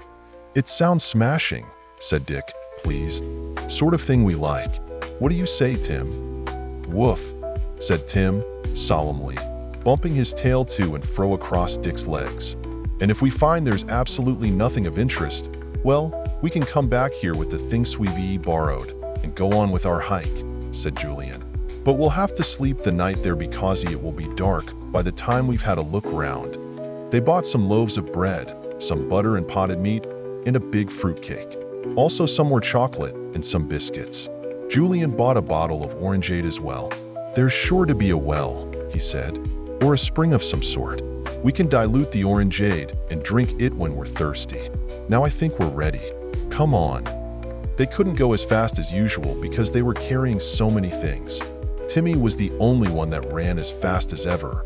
But then Timmy carried nothing but himself. It was a really lovely walk over the moorlands. They climbed fairly high and had wonderful views all over the autumn countryside. They saw wild ponies again, in the distance this time, and a little herd-off dappled deer that sped away immediately. Julian was very careful to take the right paths, the ones traced so carefully on the map by the old man in the post office. I expect he knew the way well because he was once a postman and had to take letters to Two Trees, said Dick, bending over the map. We're getting on, Jew, halfway there. The sun began to sink low. The children hurried as much as they could because once the sun had gone, darkness would soon come. Fortunately, the sky was very clear, so twilight would be later than it had been the night before. It looks as if the moorland near here gives way soon to a little bit of wooded country, according to the map, said Julian. We'll look out for clumps of trees. After another little stretch of moorland, Julian pointed to the right. Look, he said. Trees. Quite a lot. A proper little wood. And isn't that water over there? Said Anne. They stood still and gazed hard. Was it gloomy water? It might be. It looked such a dark blue. They hurried on eagerly. It didn't look very far now. Timmy ran ahead, his long tail waving in the air. They went down a little winding path and joined a cart track that was very much overgrown. So overgrown that it hardly looked like a track. This must lead to Two Trees, said Julian. I wish the sun wasn't going down so quickly. We'll hardly have any time to look round. They entered a wood. The track wound through it. The trees must have been cleared at some time to make a road through the wood. And then, quite suddenly, they came on what had once been the lovely house of Two Trees. It was a desolate ruin, blackened and scorched with fire. The windows had no glass. The roof had gone, except for a few rafters here and there. Two birds flew up with a loud cry as the children 47 went near. Two Maggies, said Anne, with a laugh. They were black and white magpies, their long tails stretched out behind them. I wonder if they know the message too. The house stood on the edge of the lake. Gloomy Water was indeed a good name for it. It lay there, smooth and dark, a curious deep blue. No little waves lapped the edge. It was as still as if it were frozen. "I don't like it," said Anne. "I don't like this place at all. I wish we hadn't come." Chapter 12. They hiked the place at two trees. They all stared round and Julian pointed silently to something. At each end of the house was the great burnt trunk of a big tree. "Those must be the two trees that gave the place its name," said Julian. "How horrid they look now, so stiff and black. Two trees and gloomy water, all so lonely and desolate now." The sun disappeared and a little chill came on the air. Julian suddenly became very busy. "Come on. We must see if there's anywhere to shelter at all in this old ruin." They went to the silent house. The upper floors were all burnt out. The ground floor was pretty bad too, but Julian thought it might be possible to find a sheltered corner. "This might do," he said, coming out of a blackened room and beckoning the others to him. "There's ice in a moldy carpet still on the floor, and there's a big table. We could sleep under it if it rained, which I don't think it will do." "What a horrid room," said Anne, looking round. "I don't like its smell either. I don't want to sleep here." "Well, find somewhere else then, but be quick about it," said Julian. "It will soon be dark. I'm going to collect heather and bracken straight away, before it's too dark. Coming, Dick and George." The three of them went off and came back with vast armfuls of heather and brown bracken, and met them, looking excited. "I found somewhere much better than this horrid room. Come and look." She took them to what once had been the kitchen. A door lay flat on the floor at the end of the room, and a stone stairway led downwards. "That leads down to the cellars," said Anne. "I came in here and saw that door. It was locked and I couldn't open it. Well, I tugged and tugged and the whole door came off its rusty old hinges and tumbled down almost on top of me. And I saw there were cellars down there." She stared at Julian beseechingly. "They'll be dry. They won't be burnt and black like everywhere else. We'll be well sheltered. Can't we sleep down there? I don't like the feel of these horrid burnt rooms." "It's an idea," said Julian. He switched on his torch and let the beam light up the cellar below. It seemed spacious and smelt all right. He went down the steps, Timmy just in front. He called up in surprise. "There's a proper room down here, as well as cellars all round. Maybe it was a kind of sitting room for the staff. It's wired for electricity too. They must have had their own electricity generator. Yes, we'll certainly come down here." It was a queer little room. Moth-eaten carpets were on the floor, and the furnishings were moth-eaten too and covered with dust. Spiders had been at work, and George slashed fiercely at the long cobwebs that hung down and startled her by touching her face. "There are still candles in the candlesticks on this shelf," said Dick, surprised. "We can light them and have a bit of brightness when it's dark. This isn't bad at all." I must say I agree with Anne. There's something hateful about those burnt-out rooms. They piled heather and bracken into the cellar room on the floor. The furniture was so old and moth-eaten that it gave beneath their weight and was useless for sitting on. The table was all right though. They soon set out their food on it after George had wiped it free of dust. She caused them all to have fits of choking because she was so vigorous in her dusting. They were driven up into the kitchen till the dust had settled. It was dark outside now. The moon was not yet up. The wind rustled the dry leaves left on the trees around, but there was no lap-lap of water. The lake was as still as glass. There was a cupboard in the cellar room. Julian opened it to see what was there.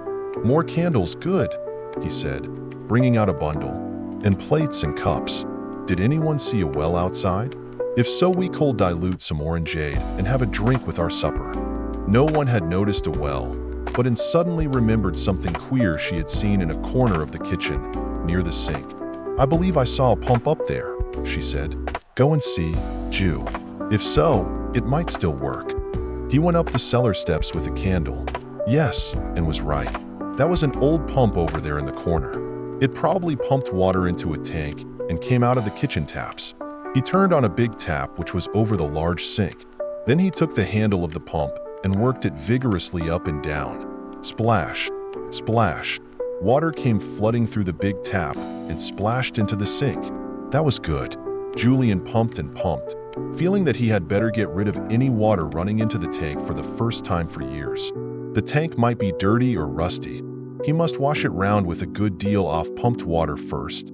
The water seemed to be clean and clear, and was certainly as cold as ice. Julian held a cup from the cellar cupboard under the tap, and then tasted the water. It was delicious.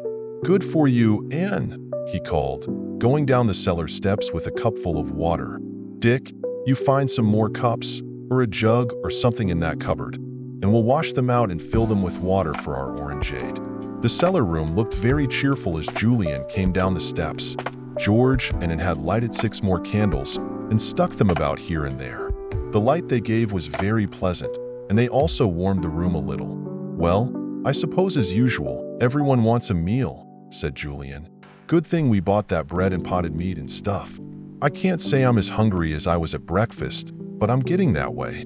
The 4 squatted round on their beds of heather and bracken. They had put down their ground sheets first in case the floor was damp, though it didn't seem to be. Over bread and butter and potted meat they discussed their plans. They would sleep there for the night, and then have all the next day to examine 2 trees and the lake. "What exactly are we looking for?" asked Anne. "Do you suppose there's some secret here, Julian?" "Yes," said Julian, "and I think I know what it is." "What?" asked George and Anne, surprised. Dick thought he knew. Julian explained. "Well, we know that a prisoner called Naylor sent an important message by his escaped friend to 2 people. One he wanted to send to Dirty Dick, but he didn't get it, and the other to Maggie, whoever she is. Now what secret does he want to tell them?" "I think I can guess," said Dick, "but go on." "Now suppose that Naylor has done some big robberies," said Julian.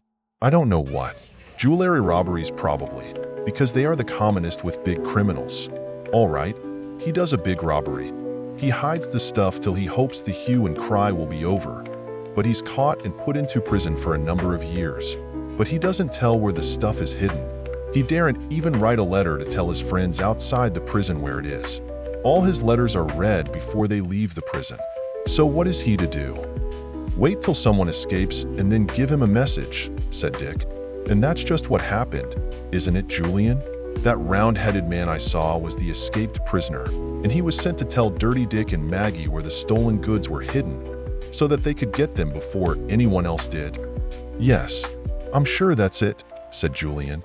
His friend, the escaped prisoner, probably wouldn't understand the message at all, but Dirty Dick and Maggie would, because they knew all about the robbery. And now Maggie will certainly try to find out where the stuff is. "Well, we must find it first," said George, her eyes gleaming with excitement. "We're here first anyway, and tomorrow, as early as possible, we'll begin to snoop round." "What was the next clue in the message, Dick?" "After 2 trees and gloomy water." "Saucy Jane," said Dick. "Sounds a silly sort of clue," said Anne. "Do you suppose Maggie and Jane are both in the secret?" "Saucy Jane sounds more like a boat to me," said Dick. "Of course," said George. "A boat. Why not? There's a lake here, and I imagine that people don't build a house beside a lake unless they want to go boating and bathing and fishing. I bet we shall find a boat called Saucy Jane tomorrow, and the stolen goods will be inside it." "Too easy," said Dick, "and not a very clever place either. Anyone could come across goods hidden in a boat. No, Saucy Jane is a clue, but we shan't find the stolen goods in her. And remember, there's that bit of paper as well. It must have something to do with the hiding place too, I should think." "Where is it?" asked Julian. "That wretched policeman. He tore it up. Have you still got the pieces, Dick?" "Of course," said Dick. He fished in his pocket and brought them out. 4 little pieces. Anyone got some gummed paper? Nobody had, but George produced a small roll of elastoplast. Strips were cut and stuck behind the 4 portions of paper. Now it was whole again. They all examined it carefully. "Look, 4 lines drawn, meeting in the center," said Julian. "At the outer end of each line there's a word, so faintly written I can hardly read one of them. What's this one? Talk Hill. And this next one is steeple. Whatever are the others?" They made them out at last. "Chimney," said Anne. "That's the 3rd. And tall stone is the 4th, said George. "Whatever do they all mean? We shall never, never find out." "We'll sleep on it," said Julian, cheerfully. "It's wonderful what good ideas come in the night. It will be very interesting little problem to solve tomorrow." Chapter 13, A Night in the Cellar. The piece of paper was carefully folded, and this time Julian took it for safekeeping. "I can't imagine what it means, but it's clearly important," he said. "We may quite suddenly come on something, or think of something, that will give us a clue to what the words and the lines mean on the paper. We mustn't forget that dear Maggie has a copy of the paper too," said Dick. "She probably knows better than we do what it all means." "If she does, she will pay a visit to Two Trees too," said Anne.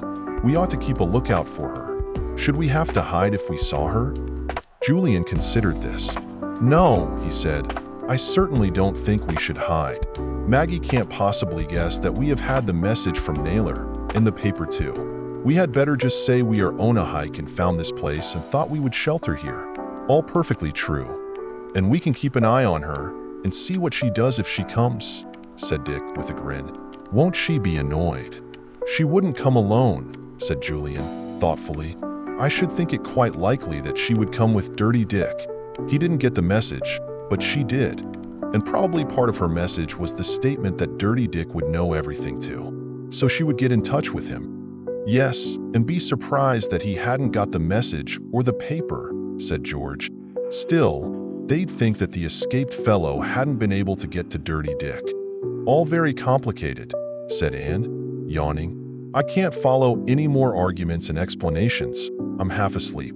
How long are you going to be before you settle down?" Dick yawned too. "I'm coming now," he said. "My bed of bracken and heather looks inviting. It's not addle cold in here, is it? The only thing I don't like is the thought of those cellars beyond this little underground room," said Anne. "I keep thinking that Maggie and her friends might be there, waiting to pounce on us when we are asleep." "You're silly," said George, scornfully. "Really silly. Do you honestly suppose that Timmy would lie here quietly if there was anyone in those cellars? You know jolly well he would be barking his head off." "Yes, I know all that," said Anne, snuggling down in her heathery bed. "It's just my imagination. You haven't got any, George, so you don't bother about imaginary fears. I'm not really scared while Timmy is here.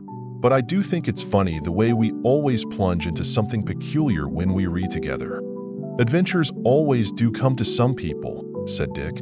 "You've only got to read the lives of explorers and see how they simply walk into adventures all the time." "Yes, but I'm not an explorer," said Anne. "I'm an ordinary person, and I'd be just as pleased if things didn't keep happening to me." The others laughed. "I don't expect anything much will happen this time," said Julian, comfortingly. "We go back to school on Tuesday, and that's not far off. Not much time for anything to happen." He was wrong, of course. Things can happen one after the other in a few minutes.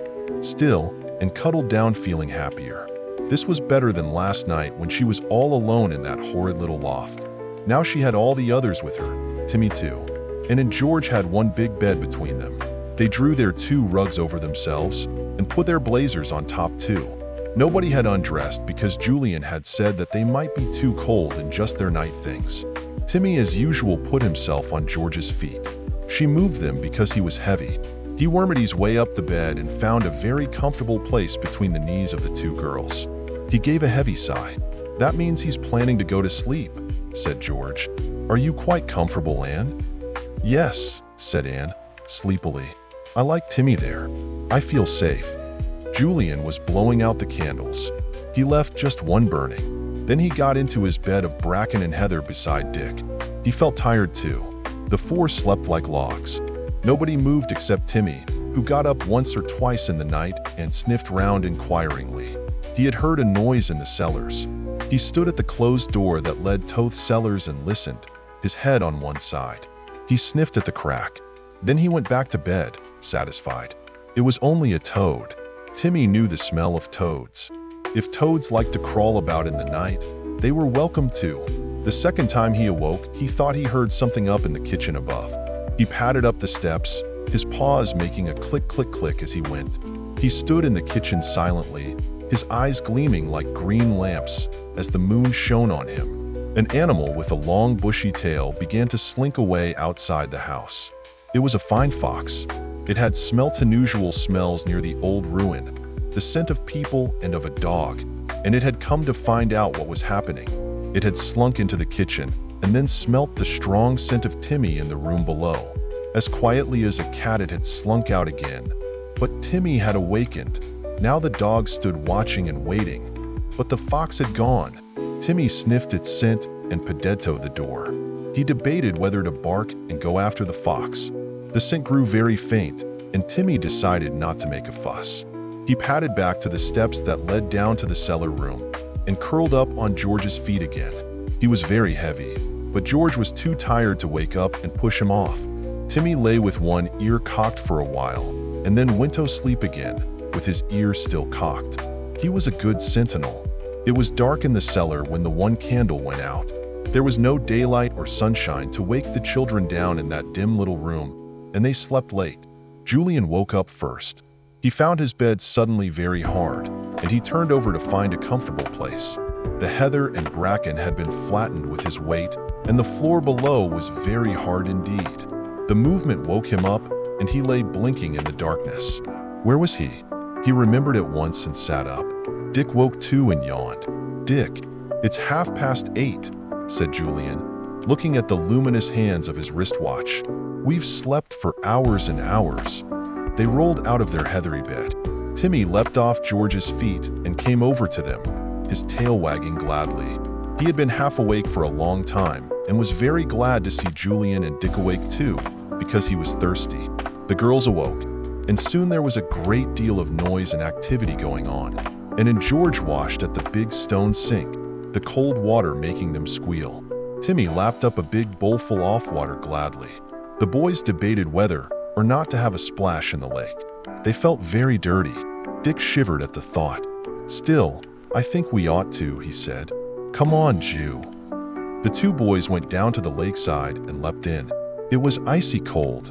They struck out strongly and came back glowing and shouting.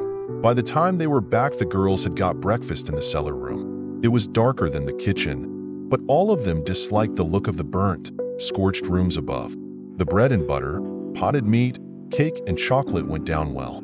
In the middle of the meal, a sound came echoing into the old house, bells, and stopped eating, and her heart beat fast. But they were not the clanging warning bells she had heard before. "Church bells," said Julian at once, seeing Anne's sudden look of fright. "Lovely sound, I always think." "Oh yes," said Anne, thankfully. "So it is. It's Sunday and people are going to church. I'd like to go too, on this lovely sunny October day. We might walk across the moor to the nearest village if you like," said Dick, looking at his watch. "But we should be very late." It was decided that it was much too late. They pushed their plates aside and planned what to do that day. "The first thing, of course, is to see if there's a boathouse and find out if there's a boat called Saucy Jane," said Julian. "Then we'd better try and puzzle out what that plan means. We could wander here and there and see if we can find Tall Stone, and I'll look at the map to see if Talk Hill is marked. That was on the plan too, wasn't it? You boys go and get some more heather and bracken while we clear away and wash up," said Anne. "That is if you mean us to camp here another night." "Yes, I think we will," said Julian. "I think we may find things rather interesting here this weekend." Julian went out with Dick, and they brought in a great deal more bedding. Everyone had complained that the hard floor came through the amount of heather and bracken they had used the night before, and poor George was quite stiff. The girls took the dirty things up to the big sink to wash them. There was nothing to dry them with, but that didn't matter. They laid them on the old worn draining board to dry. They wiped their hands on their hankies and then felt ready for exploring round outside. The boys were ready too, with Timmy bounding here, and there they went down to the lake. A path had once led down to it, with a low wall on each side, but now the wall was broken. Moss had crept everywhere, and the path was choked with tufts of heather and even with small bushes of gorse. The lake was as still and dark as ever. Some moorhens chugged across it quickly, disappearing under the water when they saw the children. "Now, what about that boathouse?" said Dick at last. "Is there one, or not?" Chapter 14. Where is this Saucy Jane? They walked beside the lakeside as best they could. It was difficult because bushes and trees grew right down to the edge. It seemed as if there was no boathouse at all. And then George came to a little backwater, leading off the lake. "Look," she called. "Here's a sort of river running from the lake." "It's not a river. It's only a little backwater," said Dick. "Now we may find a boathouse somewhere here." They followed the backwater a little way, and then Julian gave an exclamation. "There it is, but it's so covered up with ivy and brambles that you can hardly see it." They all looked where he pointed. They saw a long, low building built right across the backwater, where it narrowed and came to an end. It was almost impossible to tell that it was a building. It was so overgrown. "That's it," said Dick, pleased. "Now for the Saucy Jane." They scrambled through bushes and brambles to get to the entrance of the building. It had to be entered by the front, which was over the water and completely open. A broad ledge ran right round the boathouse inside, and the steps that went up to it from the bank outside were all broken away, completely rotted. "Have to tread warily here," said Julian. "Let me go first." He tried the old wooden steps, but they gave way beneath him at once. "Hopeless," he said. "Let's see if there's any other way into the boathouse." There wasn't, but at one side some of the wooden boards that made the wall of the boathouse were so rotten that they could be pulled away to make an opening. The boys pulled them down, and then Julian squeezed through the opening into the dark, musty boathouse. He found himself on the broad ledge that went round the great shed. Below him was the dark, quiet water with not even a ripple on it. He called to the others, "Come along in. There's a wooden ledge to stand on here, and it's hardly rotted at all. It must be made off better wood." They all went through the opening and stood on the ledge, peering down. Their eyes had to get used to the darkness at first, because the only light came through the big entrance at the farther end, and that was obscured by big trails of ivy and other creepers hanging down from roof to water. "There are boats here," said Dick, excited, "tied up to posts. Look, there's one just below us. Let's hope one of them is the Saucy Jane." There were 3 boats. 2 of them were half full of water, and their bows were sunk right down. "Must have got holes in them," said Julian, peering about. He had got out his torch and was shining it around the old boathouse. Oars were strung along the walls. Dirty, pulpy masses of something lay on the shelves too. Rotted cushions probably. A boat hook stood in one corner. Ropes were in coils on a shelf. It was a dreary, desolate sight, and it didn't like the queer echoes of their voices in the damp-smelling, lonely boathouse. "Let's see if any of the boats are called Saucy Jane," said Dick. He flashed his torch onto the nearest one. The name was almost gone. "What is it?" said Dick, trying to decipher the faded letters. "Mary something." "Meg," said Anne. "Mary Meg. Well, she may be a sister of Saucy Jane. What's the next boat's name?" The torch shone steadily onto it. The name there was easier to read. They all read it at once. "Cheeky Charlie. Brother to Mary Meg," said Dick. "Well, all I can say is that these poor old boats look anything but merry or cheeky." "I'm sure the last one must be Saucy Jane," said Anne, excited. "I do hope it is." They went along the broad ledge and tried to read the name on the half-sunk boat there. "It begins with C," said George, disappointed. "I'm sure it's C." Julian took out his handkerchief and dipped it in the water. He rubbed at the name to try and clean it and make it clearer. It could be read then, but it wasn't Saucy Jane. "Careful Carrie." "Read the 4, mournfully." "Blow." "Mary Meg, cheerful Charlie, careful Carrie," said Julian. "Well, it's quite obvious that Saucy Jane belongs to the family of boats here. But where is she?" "Sunk out of sight," suggested Dick. "Don't think so," said Julian. "The water is pretty shallow in this boathouse. It's right at the very end off the little backwater, you see. I think we should be able to spot a boat sunk to the bottom. We can see the sandy bottom of the backwater quite clearly by the light of our torches." Just to make quite sure, they walked carefully all round the broad wooden ledge and flashed their torches on the water that filled the boathouse. There was no completely sunken boat there at all. "Well, that's that," said Dick. "The Saucy Jane is gone. Where? Why? And when?" They flashed their torches round the walls of the boathouse once more. George's eye was caught by a large flat wooden thing standing upright on the ledge at one side of the house. "What's that?" she said. "Oh, a raft, isn't it? That's what those paddles are for, then, that I saw on the shelf above." They went and examined the raft. "Yes, and in quite good condition too," said Julian. "It would be rather fun to see if it would carry us on the water." "Oh yes," said Anne, thrilled. "That would be super. I always like rafts. I'd rather try that raft than any of those boats." "Well, there's only one boat that is possible to use," said Julian. "The others are obviously no good. They must have big holes in to sink down like that. Hadn't we better look into them carefully just to make sure there's no loot hidden there?" said Dick. "If you like," said Julian. "But I think it's Saucy Jane that's got the loot. Otherwise, why mention it by name in that message?" Dick felt that Julian was right. All the same, he went to examine the three boats most methodically. But except for rotted and burst cushions and coils of rope, there was nothing to be seen in the boats at all. "Well, where's the Saucy Jane?" said Dick, puzzled. "All the family are here but her. Can she be hidden anywhere on the banks of the lake?" "That's an idea," said Julian, who was trying to shift the big raft. "That's a really good idea. I think we to explore all round the lake and see if we can find the Saucy Jane hidden anywhere." "Let's leave the raft for a bit then," said George, feeling thrilled at the thought of possibly finding the Saucy Jane tucked away somewhere, all the loot hidden in her. "Let's go now." They made their way round the wooden ledge to the opening they had made in the side of the boathouse and jumped down. Timmy leapt down gladly. He hadn't liked the dark boathouse at all. He ran into the warm sunshine, wagging his tail. "Now which side of the lake shall we go first?" said Anne. "The left or the right?" They went down to the edge of the silent water and looked to left and right. They both seemed to be equally thick with bushes.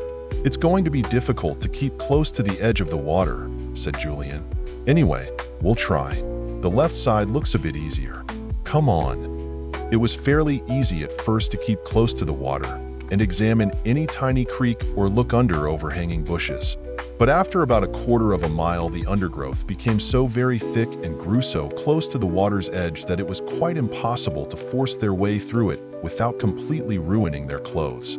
"I give up," said Julian at last. "I shall have no jersey left in a minute. These spiteful brambles. My hands are ripped to bits."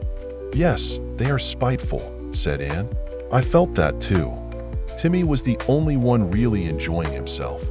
He couldn't imagine why the four were scrambling through such thick undergrowth, but as it was just what he liked, he was very pleased. He was disappointed when they decided to give up and go back. "Shall we try the right-hand side of the lake, do you think?" said Julian, as they went back, rather disheartened. "No, don't let's," said Anne. "It looks even worse than this side. It's only waste of time. I'd rather gout on the raft." "Well, that would surely be a better way of exploring the banks of the lake than scrambling through prickly bushes, wouldn't it?" said George. "We'd only need to paddle along slowly and squint into all the little creeks and under overhanging trees. It would be easy." "Of course," said Dick. "We were silly not to think of it before.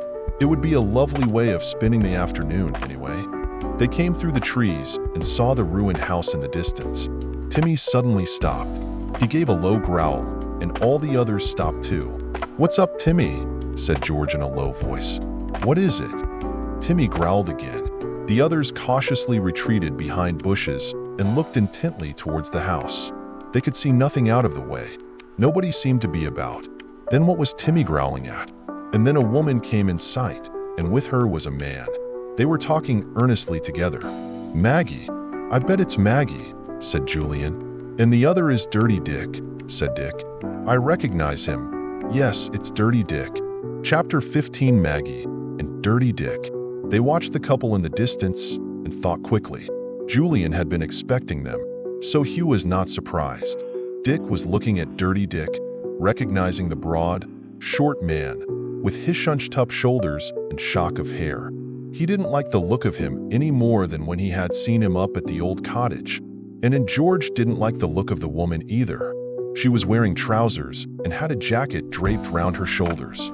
She was also wearing sunglasses and smoking a cigarette. She walked quickly and they could hear her voice. It was sharp and determined.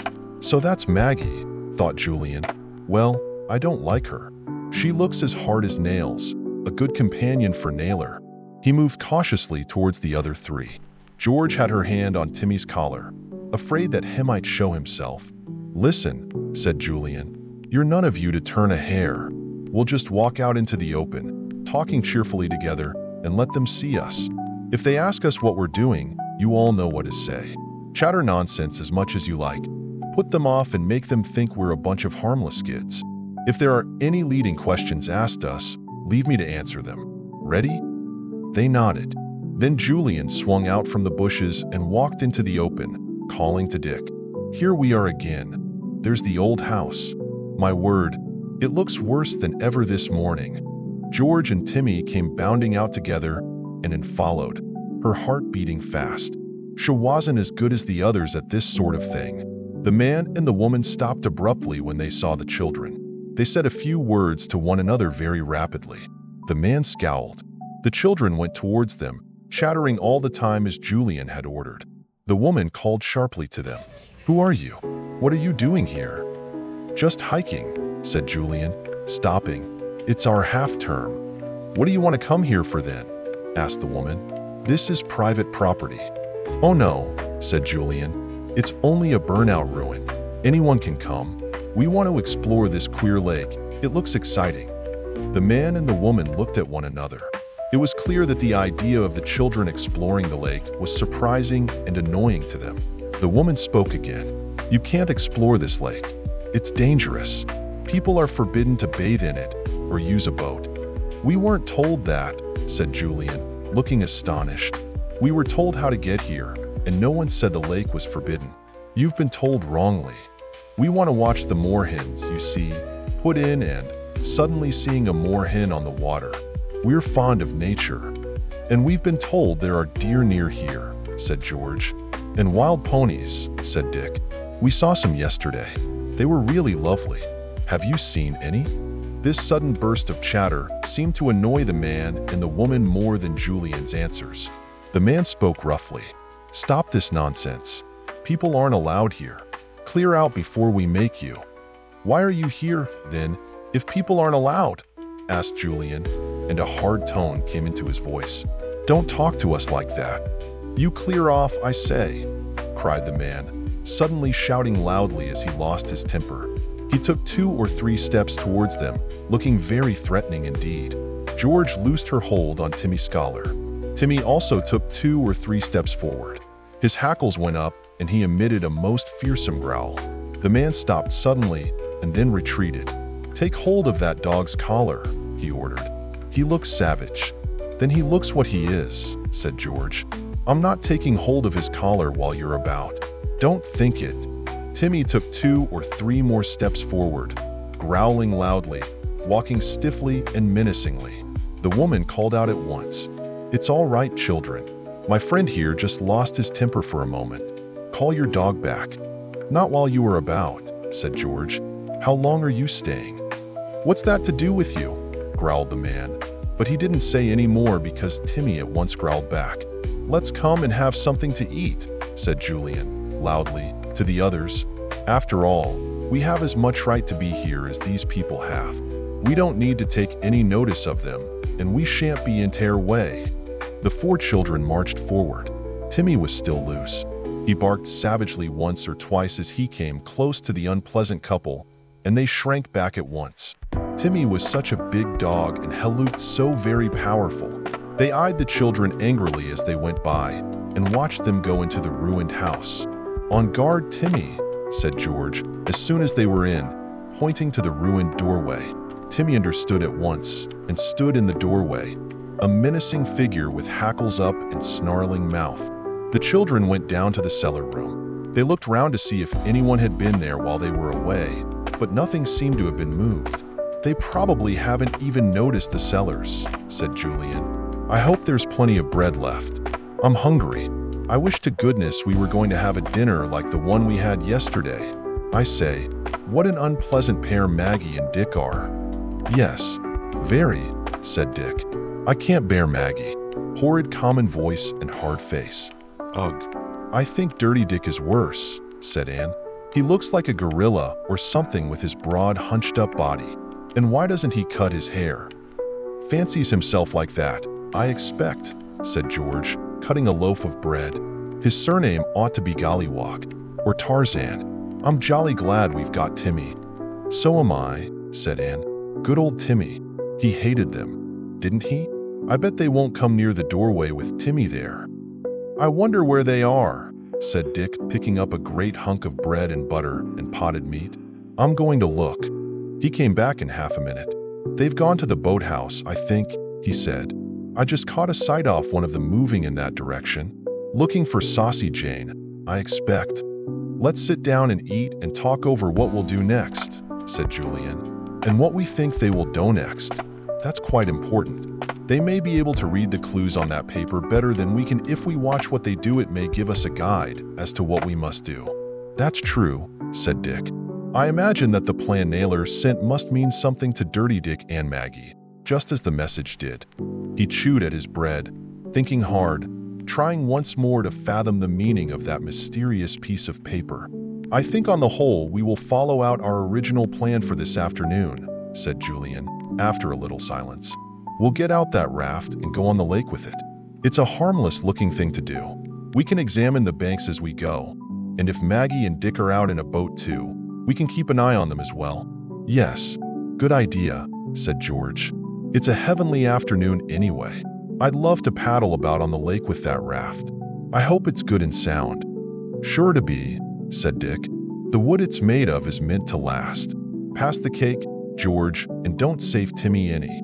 It's wasted on him. It isn't, said George. You know he loves it.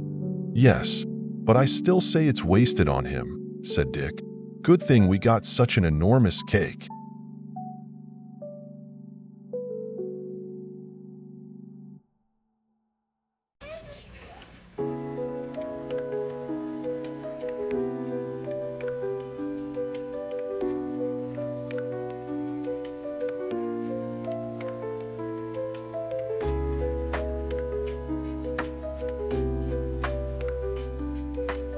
Are there any biscuits left? Plenty, said Anne. And chocolate too. Good, said Dick.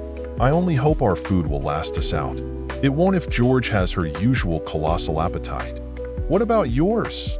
Said George indignantly, rising every time to Dick's lazy teasing. Shut up, you two, said Julian. I'm going to fill the water jug and have some orangeade. Give mesomething to take to old Tim. They spent about half an hour over their lunch. Then they decided to go and tackle the raft in the boathouse and see if they could possibly launch it on the lake. It would be heavy, they knew. They left the old house and went off to the boathouse. Julian suddenly caught sight of something on the lake. Look, he said, they've got one of the boats out of the boathouse. The one that wasn't half sunk, I suppose. Dirty Dick is rowing hard. I bet they're looking for the Saucy Jane. They all stood still and watched. Dick's heart sank. Would Maggie and Dirty Dick get there first and find what he and the other three were looking for? Did they know where the Saucy Jane was? Come on, said Julian. We'd better get going if we want to keep an eye on them. They may be rowing to where the Saucy Jane is hidden. They climbed in through the wooden side of the boathouse and went to the raft. Julian saw at once that one of the boats had gone, Mary Meg. It was the only boat that was fit to take. The four began to manhandle the big raft. They took it to the edge of the ledge. It had rope handles on each side which the children held on to. Now, ease her gently, said Julian. Gently does it. Down she goes. And down she went, landing with a big splash in the water.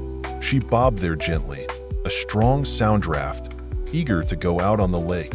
Get the paddles, said Julian. Then we'll be off. Chapter 16. Out on the raft. There were 4 little paddles. Dick got them and gave everyone one each. Timmy looked down solemnly at the raft. What was it? Surely he was not expected to ride on that bobbing, floating thing? Julian was on the raft already, holding it steady for the others. He helped and on, and then George stepped down. Dick came last. Well, not quite last, because Timmy was not yet on. Come on, Tim, said George. It's all right. It's not the kind of boat you're used to, but it acts in the same way. Come on, Timmy. Timmy jumped down and the raft bobbed violently and sat down suddenly with a giggle. Oh dear, Timmy is so sudden. Keep still, Tim. There isn't enough room on this raft for you to walk all over it. Julian pushed the raft out of the boathouse. It knocked against the wooden ledge as it went and then swung out onto the backwater outside. It floated very smoothly. Here we go, said Julian, paddling deftly. I'll steer, Dick. None of you need to paddle till I say so. I can paddle and steer at the moment, till we get onto the lake itself. They were all sitting on the raft except Timmy, who was standing up. He was very interested in seeing the water flow past so quickly. Was this a boat then? He was used to boats, but in boats the water was never quite so near. Timmy put out a paw into the water. It was pleasantly cool and tickled him. He lay down with his nose almost in the water. "You're a funny dog, Timmy," said Anne. "You won't get up too suddenly, will you? Or you'll knock me overboard." Julian paddled down the little backwater, and the raft swung out onto the lake itself. The children looked to see if there was any sign of Maggie and Dirty Dick. "There they are," said Julian, "out in the middle, rowing hard. Shall we follow them? If they know where the Saucy Jane is, they'll lead us to it." "Yes, follow them," said Dick. "Shall we paddle now? We'll have to be quick, or we may lose them." They all paddled hard, and the raft suddenly swung to and fro in a most alarming manner. "Hey, stop!" shouted Julian. "You're all paddling against one another. We're going round in circles. Dick, Anne, and go one side and George the other. That's better. Watch how we're going, all of you, and stop paddling for a moment if the raft swings round too much." They soon got into the way of paddling so that the raft went straight ahead. It was fun. They got very hot and wished they could take off their jerseys. The sun was quite warm, and there was no wind at all. It was really a perfect October afternoon. "They've stopped rowing," said George, suddenly. "They're looking at something. Do you suppose they have got a bit of paper like the one we have, with the same marks, and are examining it? I wish I could see." They all stopped paddling and looked towards the boat in which Maggie and Dirty Dick sat. They were certainly examining something very carefully. Their heads were close together, but they were too far away for the children to see if they were holding a piece of paper. "Come on, we'll get as close to them as we can," said Julian, beginning to paddle again. "I expect it will make them absolutely mad to see us so close, but we can't help that." They paddled hard again, and at last came up to the boat. Timmy barked. Maggie and Dirty Dick at once looked round and saw the raft and the 4 children. They stared at them savagely. "Hello!" cried Dick, waving a paddle. "We took the raft out. It goes well. Does your boat go all right?" Maggie went red with rage. "You'll get into trouble for taking that raft without permission," she shouted. "Whose permission did you ask when you took that boat?" shouted back Julian. "Tell us, and we'll ask their permission to use this raft." George laughed. Maggie scowled, and Dirty Dick looked as if he would like to throw his oars at them. "Keep away from us," he shouted. "We don't want you kids spoiling our afternoon." "We like to be friendly," called Dick, and made George laugh again. Maggie and Dirty Dick had a hurried and angry conversation. They glared at the raft, and then Maggie gave an order to Dirty Dick. He took up the oars again and began to row, looking rather mutinous. "Come on, follow," said Julian. So the 4 began to paddle again, following after the boat. "Maybe we'll learn something now." But they didn't. Dirty Dick rowed the boat towards the west bank, and the raft followed. Then he swung out into the middle again, and again the raft followed, the children panting in their efforts to keep up. Dirty Dick rowed right across to the east bank and stayed there till the children came up, then hurried off again. "Having some nice exercise, aren't you?" called the woman in her harsh voice. "So good for you all." The boat swung out to the middle of the lake again. Dick groaned. "Blow. My arms are so tired I can hardly paddle." "What are they doing?" "I'm afraid they're just leading us on a wild goose chase," said Julian, ruefully. "They have evidently made up their minds that they won't look for the Saucy Jane while we're about. They're just tiring you out." "Well, if that's what they're doing, I'm not playing," said Dick, and he put down his paddle and lay flat on his back, his knees drawn up, panting hard. The others did the same. They were all tired. Timmy licked each one sympathetically and then sat down on George. She pushed him off so violently that he nearly fell into the water. "Timmy, right on my middle," cried George, surprised and indignant. "You great clumsy dog, you." Timmy licked her all over, shocked at being scolded by George. She was too exhausted to push him away. "What's happened to the boat?" asked Anne at last. "I'm too tired to sit up and see." Julian sat up, groaning. "Oh, my back. Now where is that wretched boat?" Oh, there it is, right away down the lake, making for the landing place by the house, or for the boathouse probably. They've given up the search for the Saucy Jane for the time being anyway. Thank goodness, said Anne. Perhaps we can give it up too, till tomorrow anyhow. Stop snuffling down my neck. Timmy, what do you want us to do, Julian? I think we'd better get back, said Julian. It's too late now to start searching the banks of the lake, and anyway somehow I think it wouldn't be much use. The two in the boat didn't appear to be going anywhere near the banks, except when they began to play that trick on us to make us tired out. Well, let's get back then, said George, but I simply must have a rest first. Timmy, I shall push you into the water if you keep sitting on my legs. There was a sudden splash. George sat up in alarm. Timmy was not on the raft. He was swimming in the water, looking very pleased with himself. There. He thought he'd rather jump in than be pushed, said Dick, grinning at George. You pushed him in, said George, looking fierce. I didn't, said Dick. He just took a header. He's having a jolly good time. I say, what about putting a rope round him and getting him to pull us to shore? It would save an awful lot of paddling. George was just about to say what she thought of that idea when she caught Dick's sly grin. She kicked out at him. Don't keep baiting me, Dick. I'll push you in a minute. Like to try? Asked Dick at once. Come on. I'd like a wrestle to see who'd go into the water first. George, of course, always rose to a challenge. She never could resist one. She was up in a moment and fell on Dick, who very nearly went overboard at once. Shut up, you two, said Julian crossly. We haven't got a change of clothing, you know that? And I don't want to take you back with bronchitis or pneumonia. Stop it, George. George recognized the tone in his voice, and she stopped. She ran her hand through her short curls and gave a sudden grin. All right, teacher, she said, and sat down meekly. She picked up her paddle. Julian picked up his. We'll get back, he said. The sun's sinking low. It seems to slide down the sky at a most remarkable speed in October. They took a very wet Timmy on board and began to paddle back, and thought it was a truly lovely evening. She gazed dreamily round as she paddled. The lake was a wonderful dark blue, and the ripples they made turned to silver as they ran away from the raft. Two moorhens said "crek crek" and swam round the raft in curiosity, their heads bobbing like clockwork, and gazed over the tops of the trees that grew at the lakeside. The sky was turning pink. Away in the distance, on a high slope about a mile away, she saw something that interested her. It looked like a high stone. She pointed at it. Look, Julian, she said. What's that stone? Is it a boundary mark or something? It must be very big. Julian looked where she was pointing. Where? He said. Oh, that. I can't imagine what it is. It looks like a very tall stone, said Dick, suddenly catching sight of it too. A tall stone, repeated Anne, wondering where she had heard that before.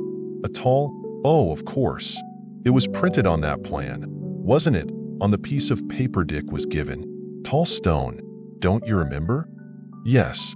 So it was, said Dick, and he stared at the faraway stone monument with interest. Then as the raft swung onwards, high trees hid the stone. It was gone. Tall stone, said Julian. It may be only a coincidence, of course. It wants a bit of thinking about, though. Funny we should suddenly spot it. Would the loot be buried there? Asked George, doubtfully. Julian shook his head. Oh, no, he said. It's probably hidden in some position explained by that mysterious map. Paddle up, everyone. We're ally must get back. Chapter 17 Tit for Tat. When they arrived at the boathouse, there was no sign of Maggie or Dick, but their boat was in the shed, tied up in front of the other two, where it had been before. They're back all right, said Julian. I wonder where they are. Don't let's drag this clumsy, heavy raft into the boathouse. I don't feel as if I've any strength left in my arms.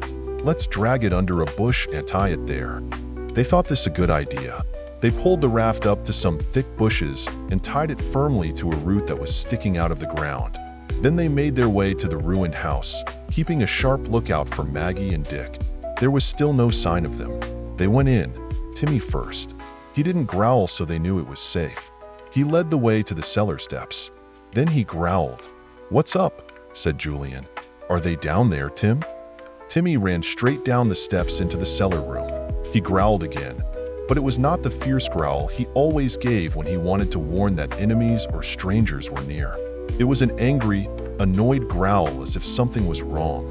"I expect dear Maggie and Dirty Dick have been down here and found out where our headquarters are," said Julian, following Timmy down the steps. He switched on his torch. The beds of heather and bracken were there as they had left them, and their mats and rugs and rucksacks. Nothing seemed to have been disturbed. Julian lighted the candles on the mantelpiece, and the dark little underground room came to life at once. "What's the matter with Timmy?" asked George, coming down into the room. "He's still growling." "Timmy, what's up?" "I expect he can smell that the others have been down here," said Dick. "Look at him sniffing all round. It's quite clear that someone has been here." "Anyone hungry?" asked Dan. "I could do with some cake and biscuits." "Right," said Julian, and opened the cupboard where they had put the food they had bought. There was none there, except for the crockery and one or two odds and ends that had been in the cupboard before. There was nothing. The bread had gone. The biscuits, the chocolate, everything. "Blow," said Julian, angrily. "Look at that. The beasts. They've taken all our food, every bit. Not a Vina biscuit left. We were mad not to think they might do that." "Clever of them," said Dick. "They know we can't stay here long without food.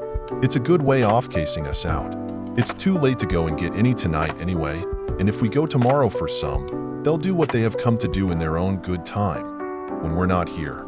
Everyone felt distinctly down in the dumps. They were hungry and tired, and a good meal would have made all the difference, and sank down on her bed of heather and sighed. "I wish I'd left some chocolate in my rucksack," she said, "but I didn't leave any there at all. And poor Tim, he's hungry too.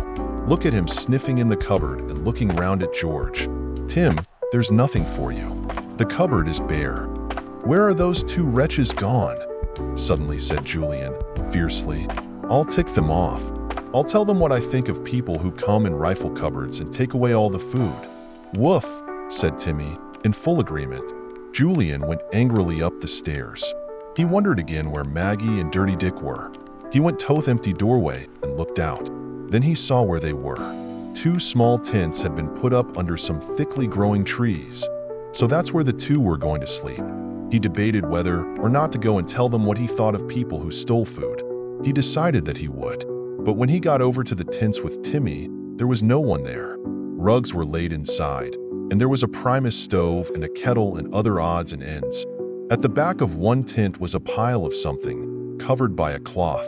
Julian had a good look into each tent, and then went to see if he could find out where Maggie and Dirty Dick had gone. He saw them at last, walking through the trees. They must have gone for an evening stroll, he thought. They didn't come back to the tents, but sat down by the lake. Julian gave up the thought of tackling them and went back to the others.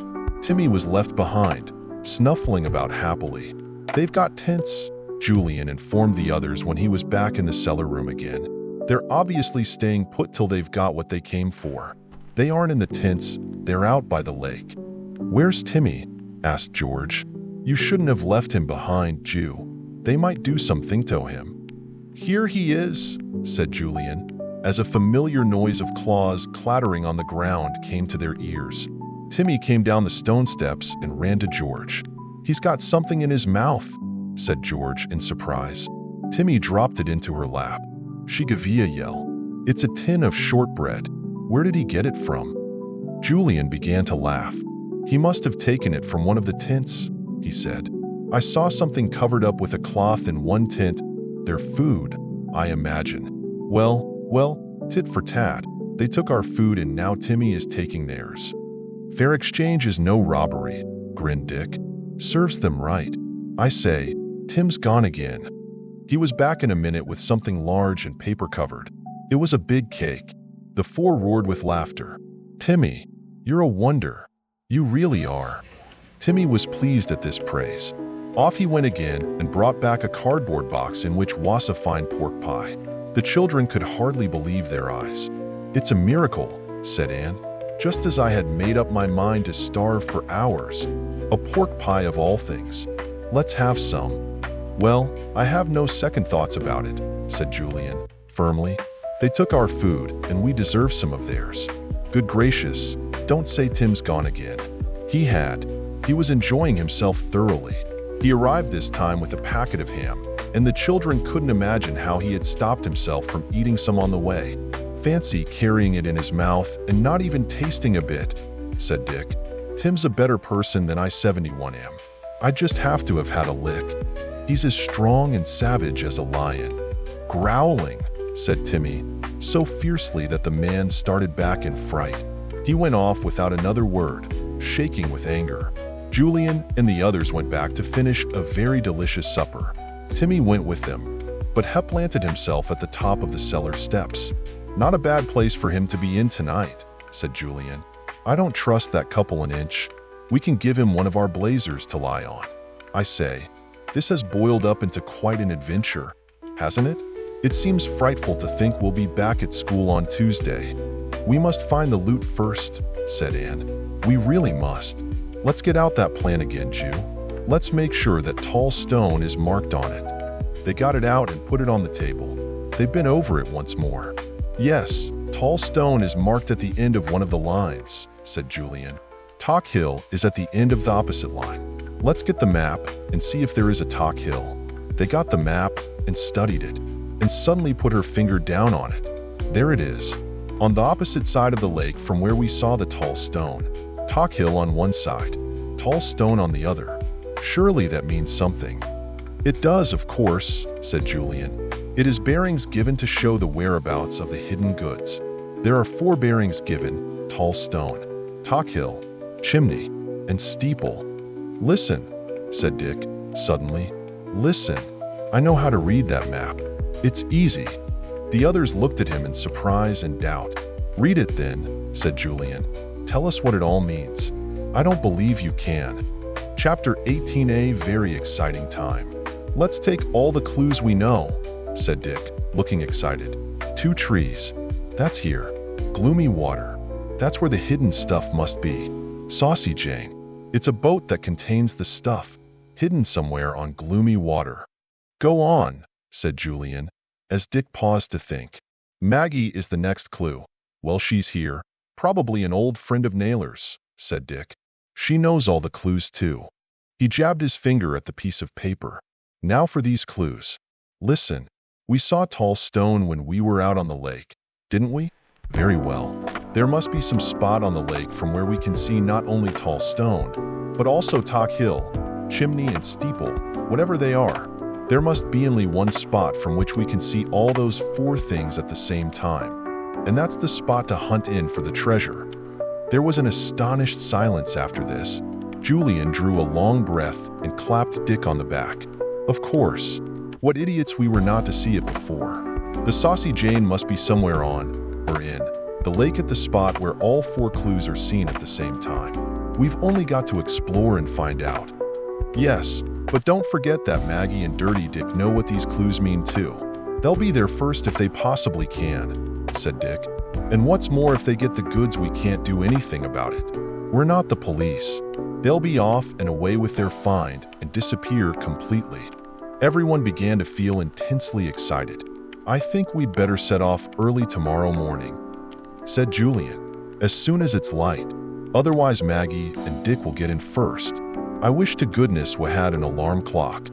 We'll go on the raft and we'll paddle about till we see tall stone again. Then we'll keep that in sight till we see Talk Hill, whatever that is, said Dick.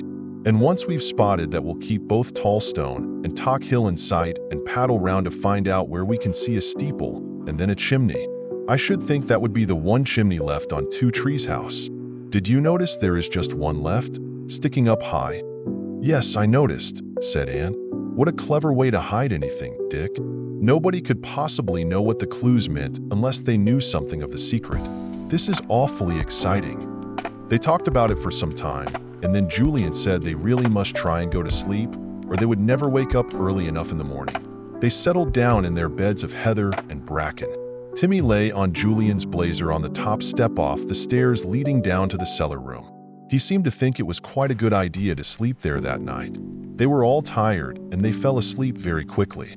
Nothing disturbed them in the night. The fox came again and looked into the old house. but Timmy didn't stir. He merely gave a small growl and the fox fled. His bushy tail spread behind him. The morning came and daylight crept in at the burnt-out doorway and windows. Timmy stirred and went to the door. He looked towards the 2 tents. No one was about there. He went to the cellar steps and clattered down, waking Dick and Julian at once. "What's the time?" said Julian, remembering immediately that he was to wake early. "7:30. Wake up, everyone. It's daylight. We've heaps to do." They washed hurriedly, combed out their hair, cleaned their teeth, and tried to brush down their clothes, and got ready some snacks for them: ham, scones, and a piece of shortbread each. They all had a drink of water, and then they were ready to go. There was no sign of anyone near the 2 tents. "Good," said Julian. "We'll be there first." They dragged the raft out and got onto it, taking up the paddles. Then off they went, Timmy too, all feeling tremendously excited. "We'll paddle out to where we think we were last night when in caught sight of Tall Stone," said Julian. So they paddled valiantly, though their arms were stiff with yesterday's paddling, and it was really very painful to use the tired muscles all over again. They paddled out to the middle of the lake and looked for Tall Stone. It didn't seem anywhere to be seen. They strained their eyes for it, but for a long time it was not to be spotted at all. Then Dick gave a cry. "It's just come into sight. Look, when we passed those tall trees on the bank yonder, Tall Stone came into view. It was behind them before that." "Good," said Julian. "Now I'm going to stop paddling and keep Tall Stone in sight. If it goes out off sight, I'll tell you, and you must back paddle. Dick, can you possibly paddle and look out for something that could be Talk Hill on the opposite side? I daren't take my eyes off Tall Stone in case it disappears." "Right," said Dick, and paddled while he looked earnestly for Talk Hill. "Got it," he said suddenly. "It must be it. Look, over there, a funny little hill with a pointed top. Julian, can you still see Tall Stone?" "Yes," said Julian. "Keep your eyes on Talk Hill. Now it's up to the girls. George, paddle away and see if you can spot Steeple." "I can see it now already," said George, and for one moment the boys took their eyes off Tall Stone and Talk Hill and looked where George pointed. They saw the steeple of a faraway church glinting in the morning sun. "Good, good, good," said Julian. "Now, Anne, look for chimney. Look down towards the end of the lake, where the house is. Can you see its one chimney?" "Not quite," said Anne. "Paddle just a bit to the left." "The left," I said. "George." "Yes, yes, I can see Theon chimney." "Stop paddling, everyone. We're here." They stopped paddling, but the raft drifted on and then lost the chimney again. They had to paddle back a bit until it came into sight. By that time George had lost her steeple. At last all 4 things were in view at once, and the raft seemed to be still and unmoving on the quiet waters of the lake. "I'm going to drop something to mark the place," said Julian, still keeping his eyes desperately on Tall Stone. "George, can you manage to watch Tall Stone and steeple at the same time? I simply must look what I'm doing for the moment." "I'll try," said George, and fixed her eyes first on Tall Stone, then on steeple, then on Tall Stone again, hoping and praying that neither would slip out of sight if the raft moved on the water. Julian was busy. He had taken his torch and his pocket knife out of his pocket and had tied them together with string. "I haven't enough string, Dick," he said. "You've got some, haven't you?" Dick had, of course. He put his hand into his pocket, still keeping his eyes on Talk Hill, and passed his string over to Julian. Julian tied it to the end of the string that joined together the knife and torch. Then he dropped them into the water, letting out the string as they went down with their weight. The string slid through his hands. It stopped in a short while, and Julian knew that the knife and torch had reached the bed of the lake. He felt in his pockets again. He knew he had a cork somewhere that he had carved into a horse shed. He found it and tied the end of the string firmly round it. Then he dropped the cork thankfully into the water. It bobbed there, held by the string, which led right down to the knife and torch on the lake bed below. "It's done," he said, with a sigh of relief. "Take your eyes off everything. I've marked the place now, so don't need to glue our eyes on the 4 bearings." He told them how he had tied together his knife and torch and dropped them on string to the bottom off the lake, and then had tied a cork to the other end, so that it would bob and show them the place. They all looked at it. "Jolly clever, Jew," said Dick. But once we slide away from this spot, and it would be an easy thing to do, we'd find it jolly difficult to find that cork again. Hadn't we better tie something else to it? I haven't got anything else that will float, said Julian. Have you? I have, said George, and she handed him a little wooden box. I keep the 3 penny bits I collect in that, she said, putting the money into her pocket. You can have the box. It will be much easier to see than the cork. Julian tied the box to the cork. It was certainly a good deal easier to see. Fine, he said. Now we're quite all right. We must be right over the loot. They all bent over the edge of the raft and looked down, and they saw a most surprising sight. Below them, resting on the bottom of the lake, was a boat. It lay there in the shadows of the water, its outline blurred by the ripples the raft made. But quite plainly it was a boat.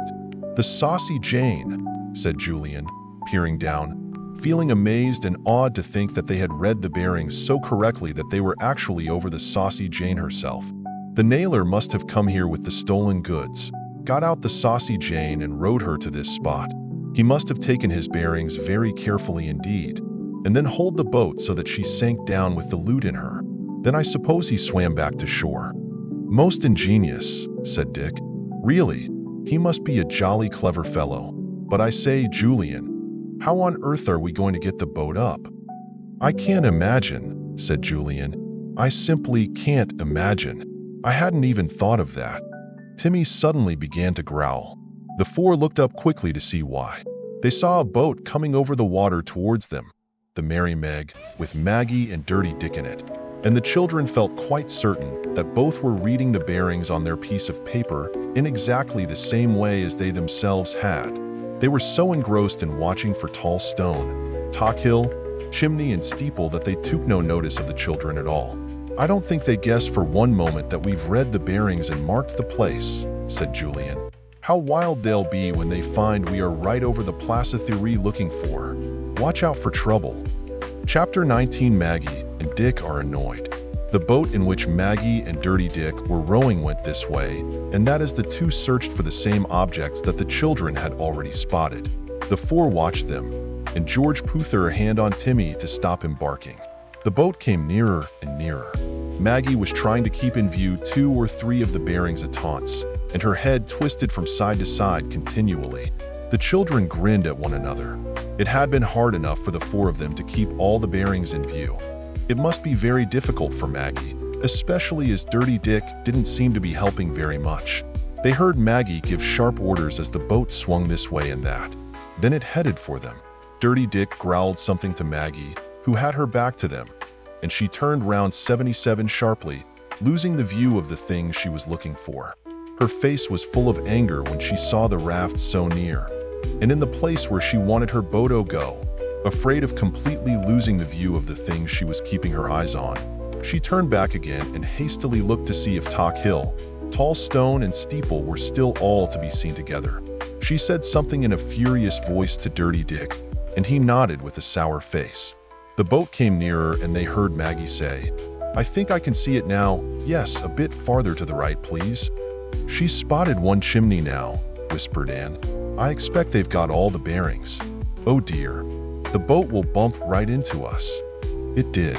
Dirty Dick rowed viciously at them, and the bows of the boat gave them a terrific jolt, and would have fallen into the water if Julian hadn't grabbed at her. He yelled at Dirty Dick, Look out, you ass. You nearly had us over. What on earth do you think you're doing? Get out of the way then, growled Dirty Dick. Timmy began to bark savagely, and the boat at once drew away from the raft. There's plenty of room on this lake, shouted Julian. What do you want to come and disturb us for? We aren't doing any harm. We're going to report you to the police, called the woman, her face red with anger. Taking a raft that doesn't belong to you, sleeping in a house where you've no right to be, and stealing our food. Don't talk nonsense, cried Julian. And don't you dare to ram us again. If you do, I'll send our dog after you. He's longing to come.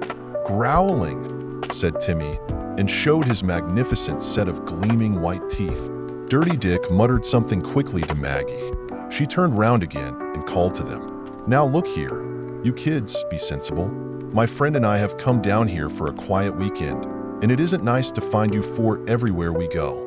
Go back and keep out of our way, and we won't report you at all. That's a fair bargain. We won't even say anything about your stealing our food. We're going back when we think we will, answered Julian, and no threats or bargains will make any difference to us. There was a silence. Then Maggie spoke hurriedly to Dirty Dick again. He nodded. Is this your half-term? She called. When do you have to go back? Tomorrow, said Julian. You'll be rid of us then, but we're going to enjoy ourselves on this raft while we can. There was another hurried conference between the two. Then Dirty Dick rowed round a little, and Maggie began to peer down into the water. She suddenly looked up, nodded at Dirty Dick, and hurried away again towards the end of the lake. Not another word did the couple say. I can see what they've decided to do, said Julian, in a pleased voice. They think we'll be gone by tomorrow, so they'll wait till the coast is clear, and then they'll come and collect the loot in peace. Did you see Maggie looking down into the water to spot the boat? I was afraid she would also spot our mark, the cork and the box, but she didn't. I don't know why you sound so pleased, said George. We can't get the boat up, you know that, and I don't feel pleased that we'll have to leave tomorrow and let that horrid pair collect the loot. I imagine they'll have some clever grown-up way of pulling up the boat from the bed of the lake, which they will do when we've gone tomorrow. You're not very bright today, George, said Julian, watching the boat being rowed farther and farther away. I told them we'd be gone tomorrow, hoping they would clear off and wait, and leave us to Mito get the loot ourselves. I think we can. How? Said three voices at once, and Timmy looked inquiringly at Julian too. Well, we don't need to pull up the boat, said Julian. We only want the loot. What's to prevent us from going down and getting it? I'm quite prepared to strip and dive down to the bottom there and feel about for any sack or bag or box. If I find one, I'll come up for air. Borrow a bit of rope from the raft and go down again. Tie the rope to the sack and you can haul it up to the surface. Oh, Julian, it sounds so easy, but is it really? Said Anne. George and Dick considered the proposal carefully. They were most impressed by Julian's idea. Well, it may turn out to be much more difficult than it sounds, but I'm jolly well going to try it, said Julian, and began to strip off his jersey, and felt the water. It was very, very cold to her warm hand. Ugh, I'd hate to dive down to the bottom of this horrid, cold, dark lake, she said. I think you're brave, Ju. Don't talk rubbish, said Julian. He was ready to go in now. He dived neatly into the water with hardly a splash. The other three craned over the edge of the raft to watch. They could see him down, deep down in the water, a ghostly figure. He stayed down such a long time that and got worried. He can't hold his breath all that time, she said. He can't, but Julian could. He was one of the star swimmers and divers at his school, and this was easy to him. He came up again at last and panted hard, trying to make up for holding his breath so long. The others waited patiently. At last his breathing grew more even and he grinned at them. Ah, that's better. Well, it's there, he said, triumphantly. Is it? Said everyone, thrilled. Oh, Julian. Yes, I dived right down to the boat. Almost got there with the force of my dive. Had to swim just a couple of strokes perhaps. And there was the poor old boat, rotting to bits. And in one end is a waterproof bag, almost a sack. It's so big.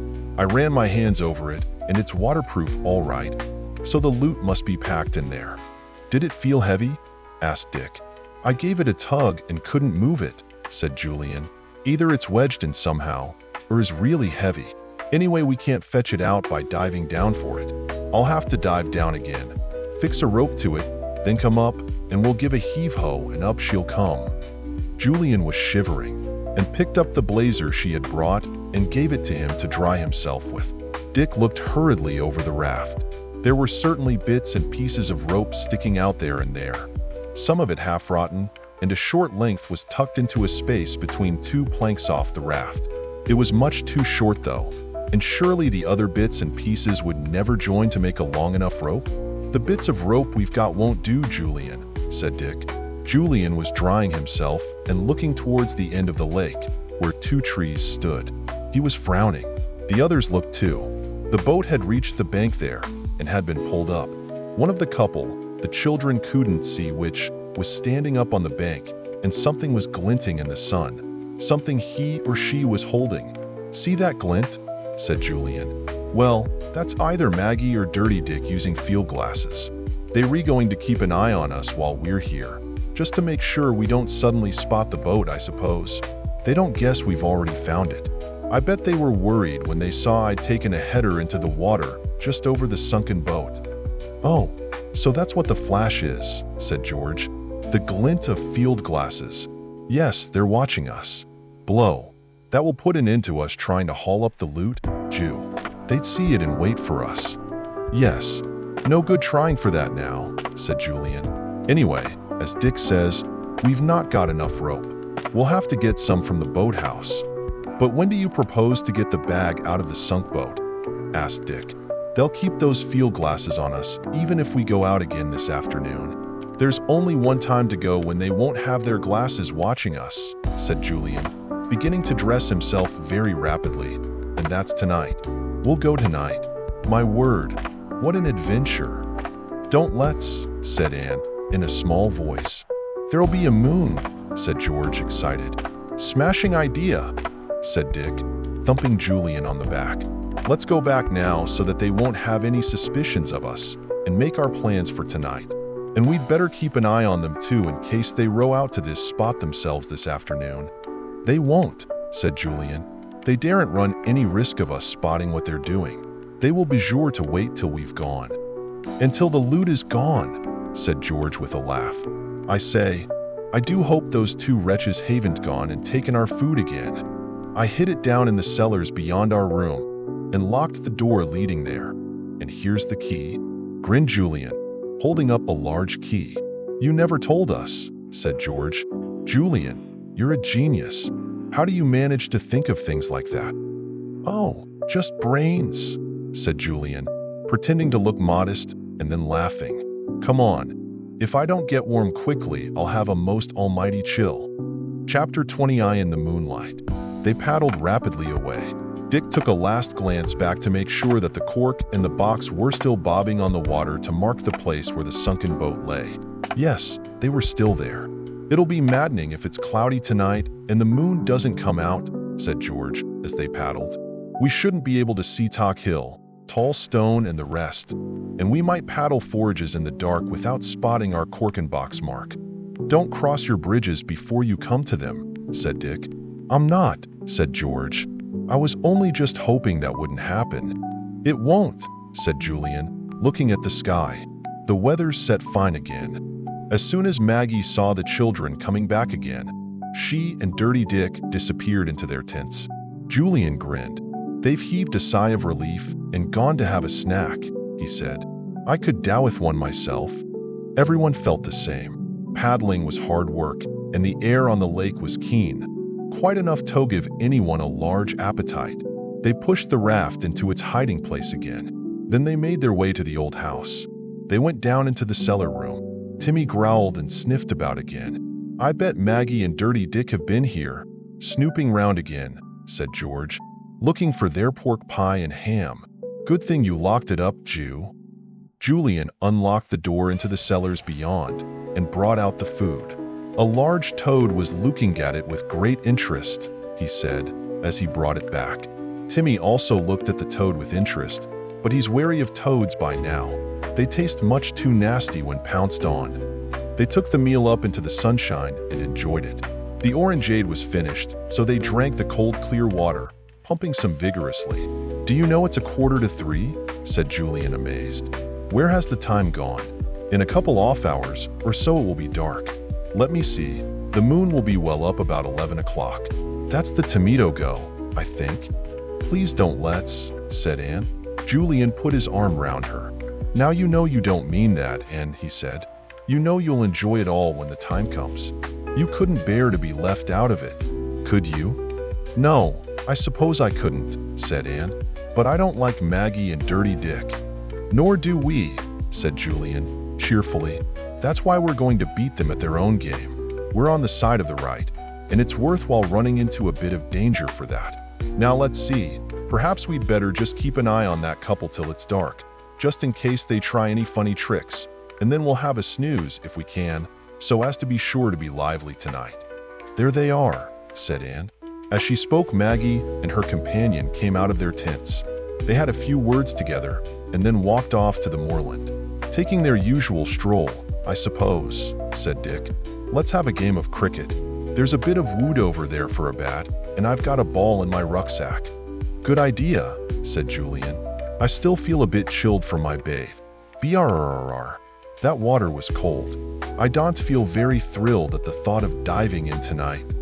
"I'll do that," said Dick at once. "My turn this time." "No, I know exactly where to spot the loot," said Julian. "I'll have to go down, but you can come down too, if you like, and help to tie the rope onto it." "Right," said Dick. "Now look out, I'm going to bowl." They enjoyed their game. The sun sank lower and lower, then it disappeared. A cloud came over the sky and darkness came quickly. George looked up at the sky anxiously. "It's all right," said Julian. "It'll clear. Don't you worry." Before they went back into the house, Julian and Dick slipped down to the boathouse for the coil-off rope they would want that night. They found it easily enough and came back, pleased. It was quite good strong rope, frayed only in one place. Julian was right about the weather. The sky cleared again in about an hour, and the stars shone crisply. Good. Julian put Timmy on guard at the doorway. Then he and the others went into the dark cellar room and lighted a couple of candles. They all snuggled down into their beds of heather. "I shan't be able to snooze," complained Anne. "I feel much too excited." "Don't snooze then," said Dick. "Just have a rest and wake us up at the right time," and was the only one who didn't fall into a comfortable doze. She lay awake, thinking of this new adventure of theirs. Some children always had adventures, and some didn't, and thought it would be much nicer to read about adventures than to have them. But then probably the ones who only read about them simply longed to have the adventures themselves. It was all very difficult, and woke the others at 10 to 11. She shook George first, and then the boys.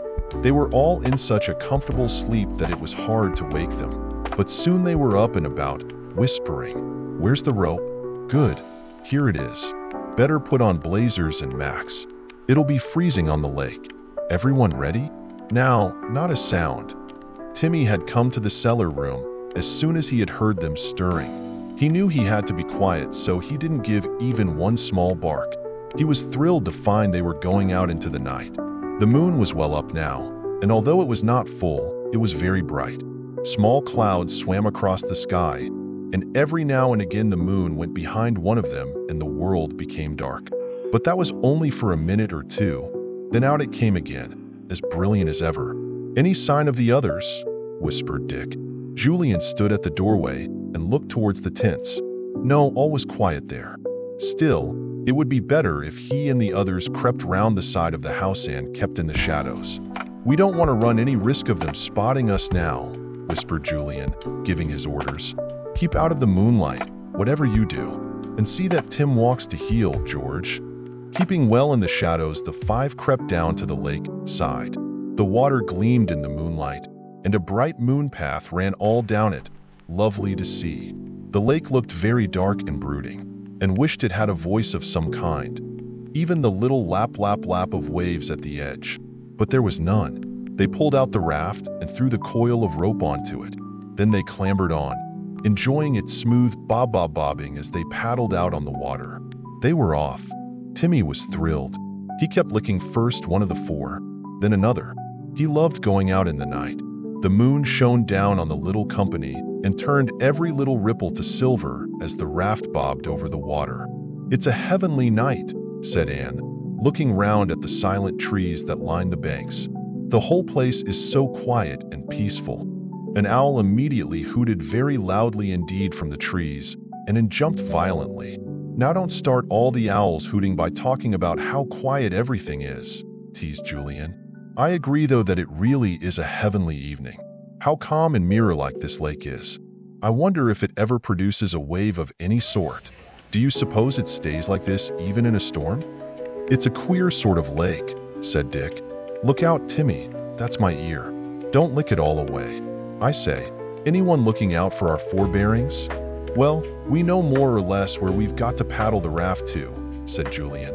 "We'll go in that direction and then see if we're spotting the bearings. I'm sure we're going right at the moment." They were. George soon saw a tall stone, and then Talk Hill came into sight. It wasn't long before Steeple was seen too, shining in the moonlight.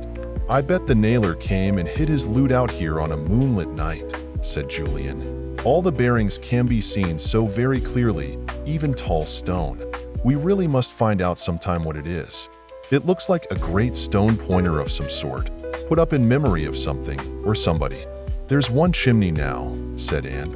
"We have got them all in view. We should be near our mark." "We are," said Dick, pointing to a little dark bobbing thing nearby. "The cork in the box. How extremely clever we are. I really have a great admiration for the 5. "Idiot," said Julian. "Go on. Strip now, Dick. We'll do our job straight away. Brrrr. It's cold." Both boys stripped quickly, putting their clothes into a neat pile in the middle of the raft. "Look after them, Anne," said Julian. "Got the rope, Dick? Come on, then. In we go. We can't see the boat now. The waters are so dark, but we know it's just below the cork in the box." The boys dived in one after the other. Splash, splash. They were both beautiful divers. The raft rocked as they plunged in, and Timmy nearly went in too. Julian had dived in first. He opened his eyes under the water and found that he could see the sunken boat just below him. With 2 strong strokes he reached it and tugged at the waterproof bag there. Dick was beside him almost at once, the rope in his hands. The boys twisted it tightly round the top part of the bag. Before they could finish the job, they had to rise up to the surface to breathe. Dick couldn't hold his breath underwater as long as Julian, and he was up first, gasping painfully.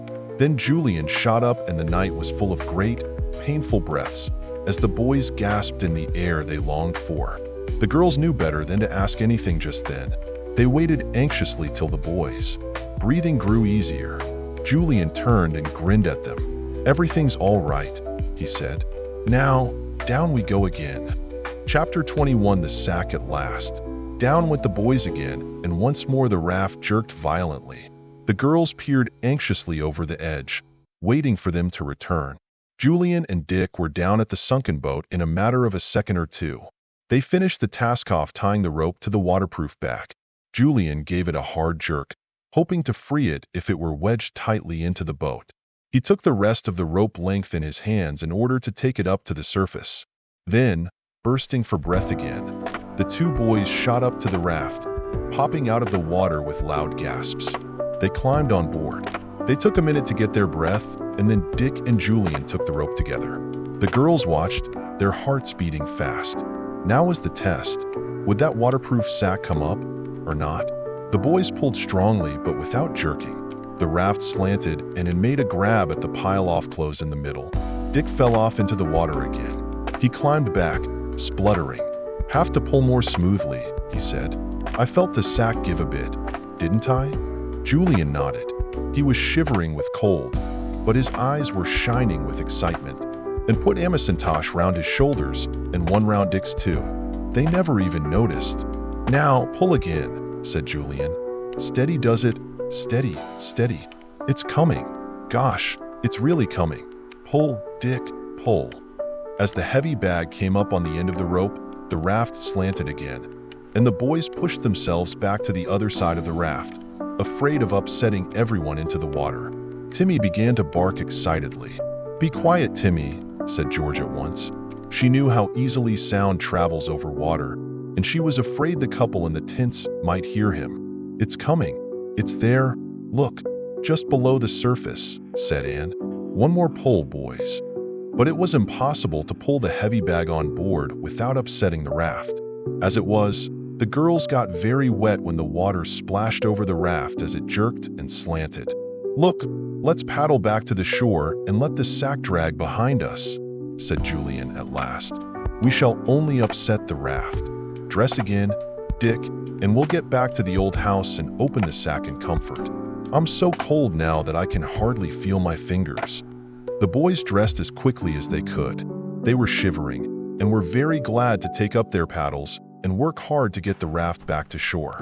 They soon felt a welcome warmth stealing through their bodies. and in 10 minutes had stopped shivering. They felt very pleased with themselves indeed. They looked back at the bulky object following them, dragging along just under the surface. What was in that bag? Excitement crept over all of them again, and the paddles struck through the water at top speed as all the four strained to get back as quickly as possible. Timmy felt the excitement too, and wagged his long tail without ceasing as he stood in the middle of the raft, watching the thing that bobbed along behind them. They came at last to the end of the lake.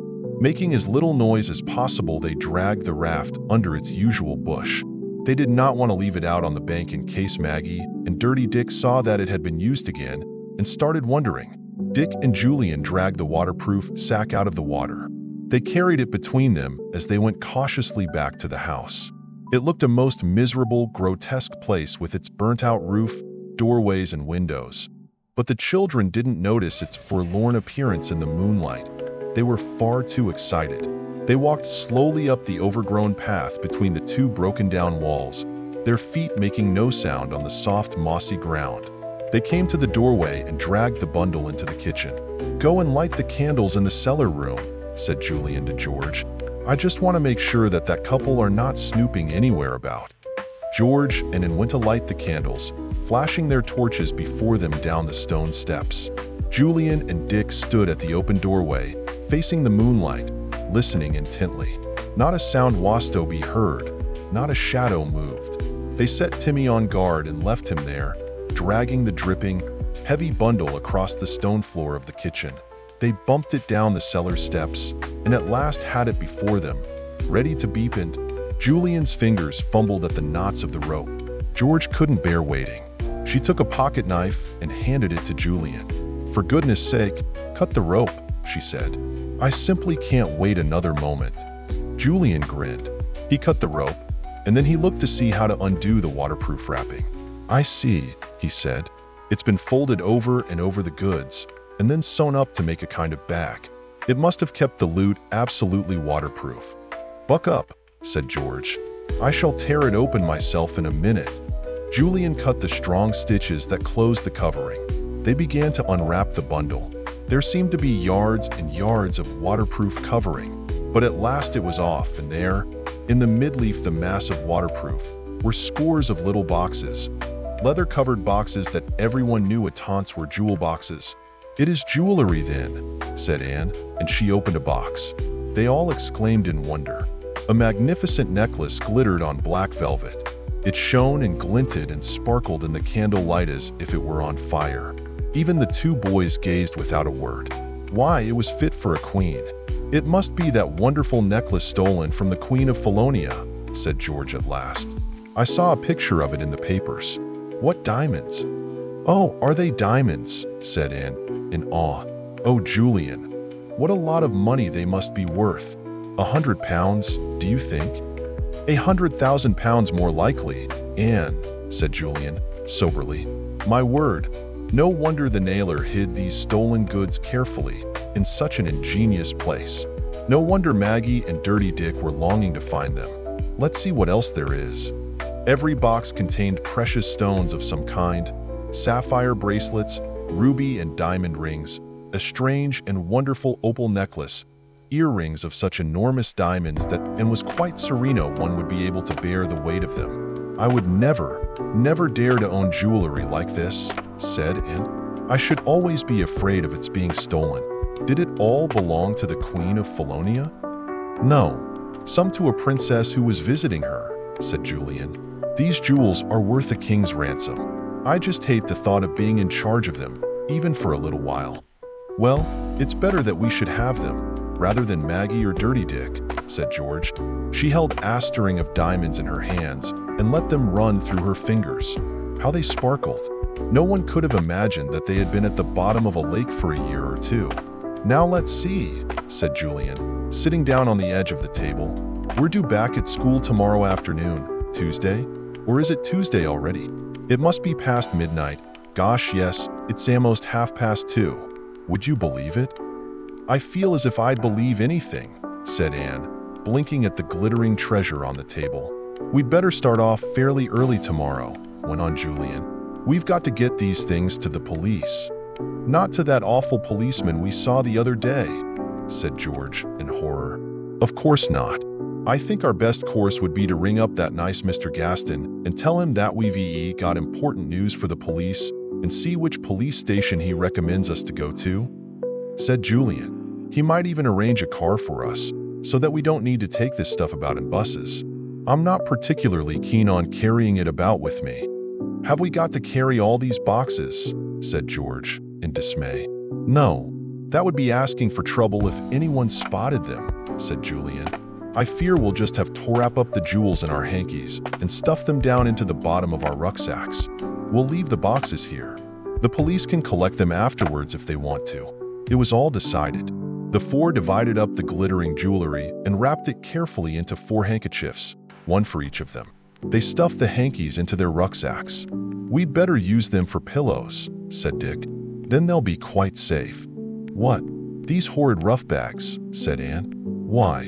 Timmy's on guard, isn't he? I'll put mine beside him under the rug, but I just won't put my head on it. Dick laughed. All right, Anne. Timmy won't let any robber through, I'm quite sure. Now, we start off first thing in the morning, do we, Julian? Yes. As soon as we wake, said Julian. We can't have much to eat. There's only a few biscuits and a bit of chocolate left. I shan't mind, said Anne. I'm so excited that at the moment I don't feel I'll ever eat anything again. You'll change your mind tomorrow, said Julian with a laugh. Now to bed, everyone. They lay down on their heather and bracken, excited and pleased. What a weekend! And all because Dick and Anne had lost their way and Dick slept in the wrong barn. Good night, said Julian, yawning.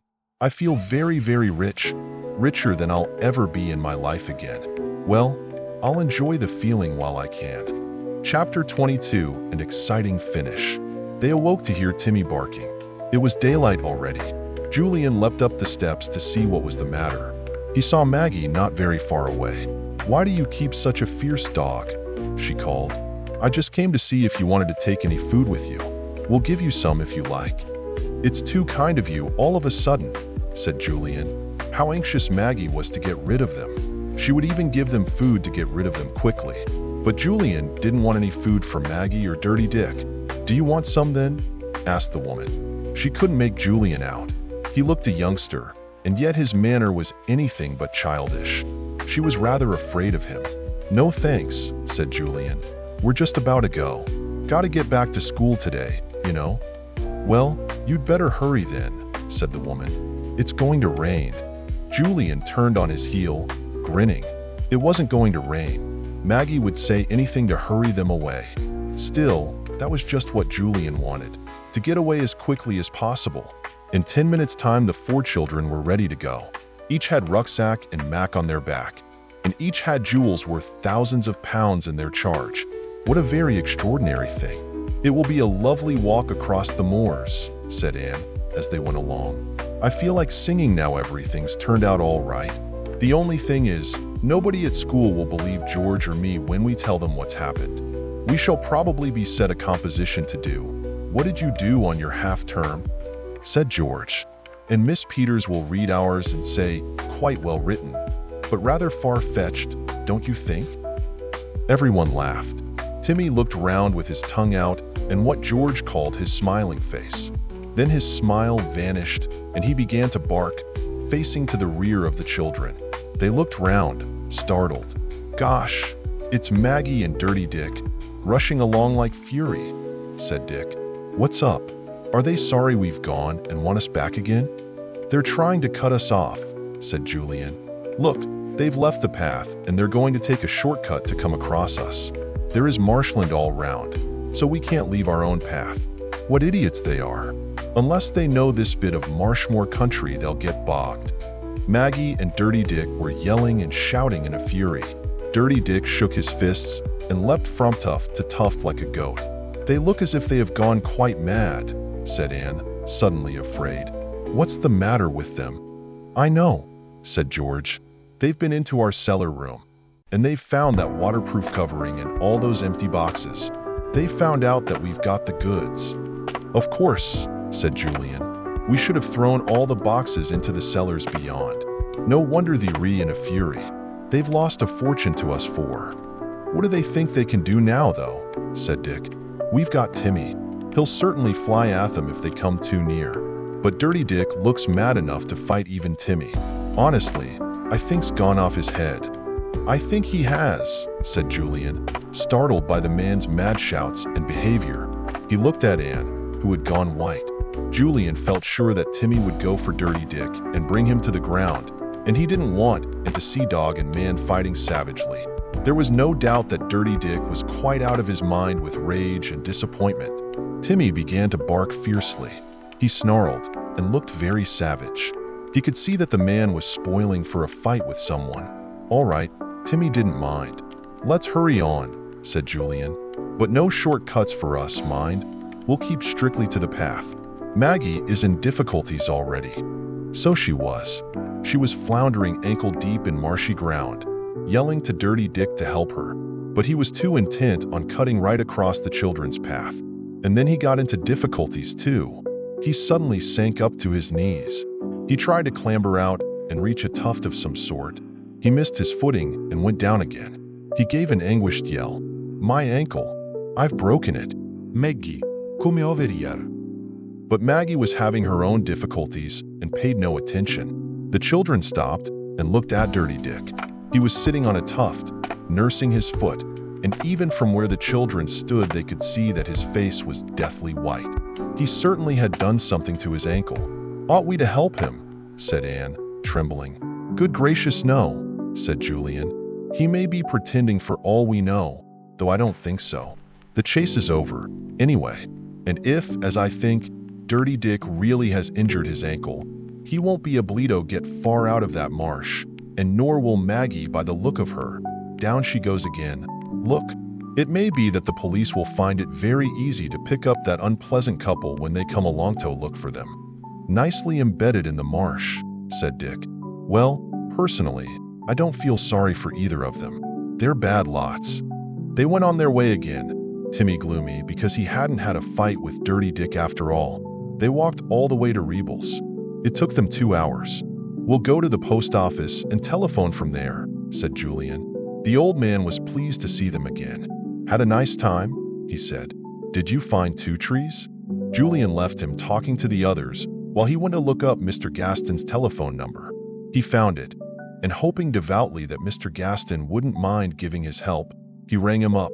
Mr. Gaston answered the telephone himself. Hello? Who? Oh, yes, of course I remember you. You want a bit of help? Well, what can I do for you? Julian told him. Mr. Gaston listened in amazement. What? You found the Felonia jewels? I can't believe it. In your rucksacks now, you say? Bless us all. You're not spoofing me, are you? Julian assured him that he wasn't.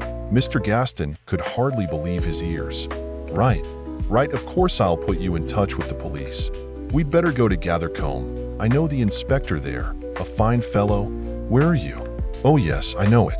Wait there and I'll fetch you in my car, in about half an hour, say. He rang off and Julian went to find the others, delighted that he had thought of getting into touch with Mr. Gaston.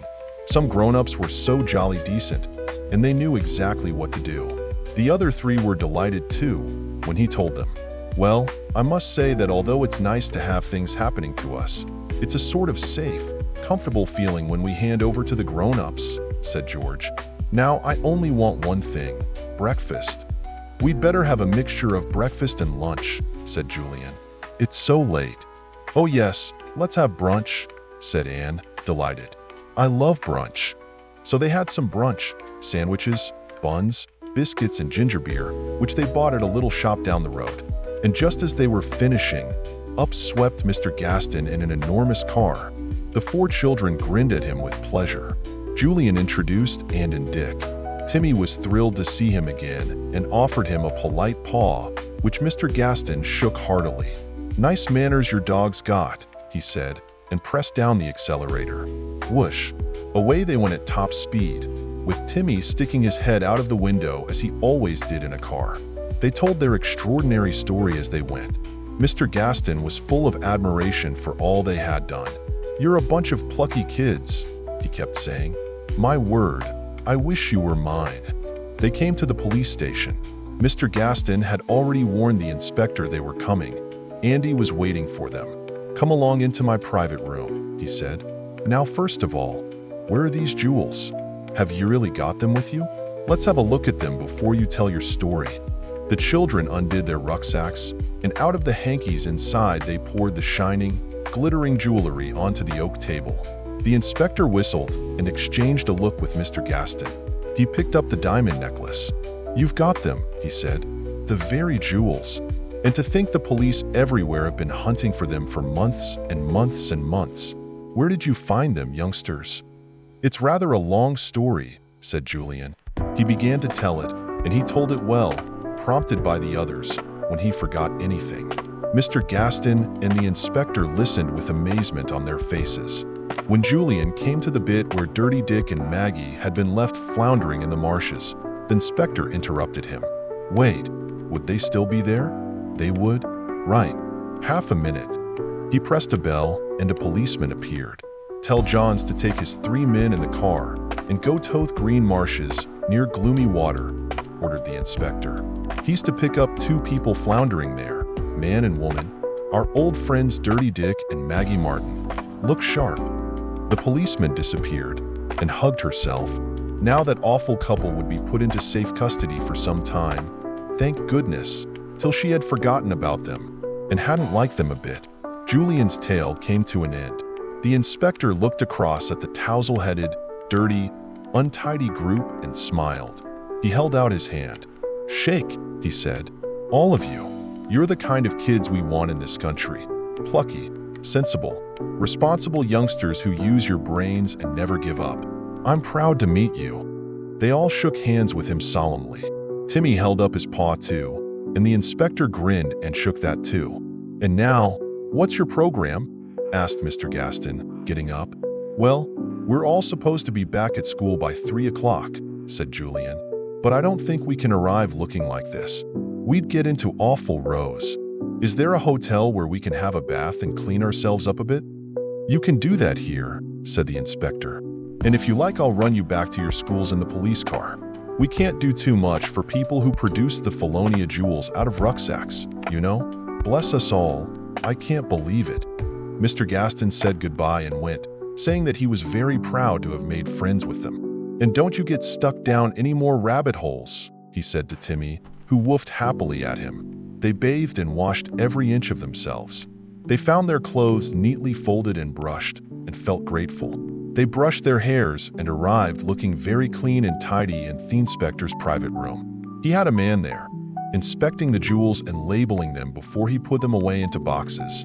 "You'll be interested to know that we have picked up your couple," he told them. The man had a broken ankle and couldn't stir a step. The woman was thigh-deep in the marsh when we found her. They quite welcomed the police. They were so fed up with everything. "Oh, good," said the 4, and then beamed with relief. "That settled Maggie and Dirty Dick then. And these are the Felonia jewels," said the inspector. "Not that I had any doubt of it. They are now being checked and labeled. I've no doubt the Queen of Felonia and her titled friend will be extremely pleased to hear of your little exploit." A clock struck 2:30. Julian looked at it. Half an hour only to get back in time. Would they do it? "It's all right," said the inspector with his wide grin. "Car's at the door. I'll come and see you off. You'll all be back at your schools in good time. And if anyone believes your tale, I'll be surprised. Come along." He saw them into the car, Timmy too. "Goodbye," he said, and saluted them all smartly. "I'm proud to hobby Maggie. Good luck to you, famous 5.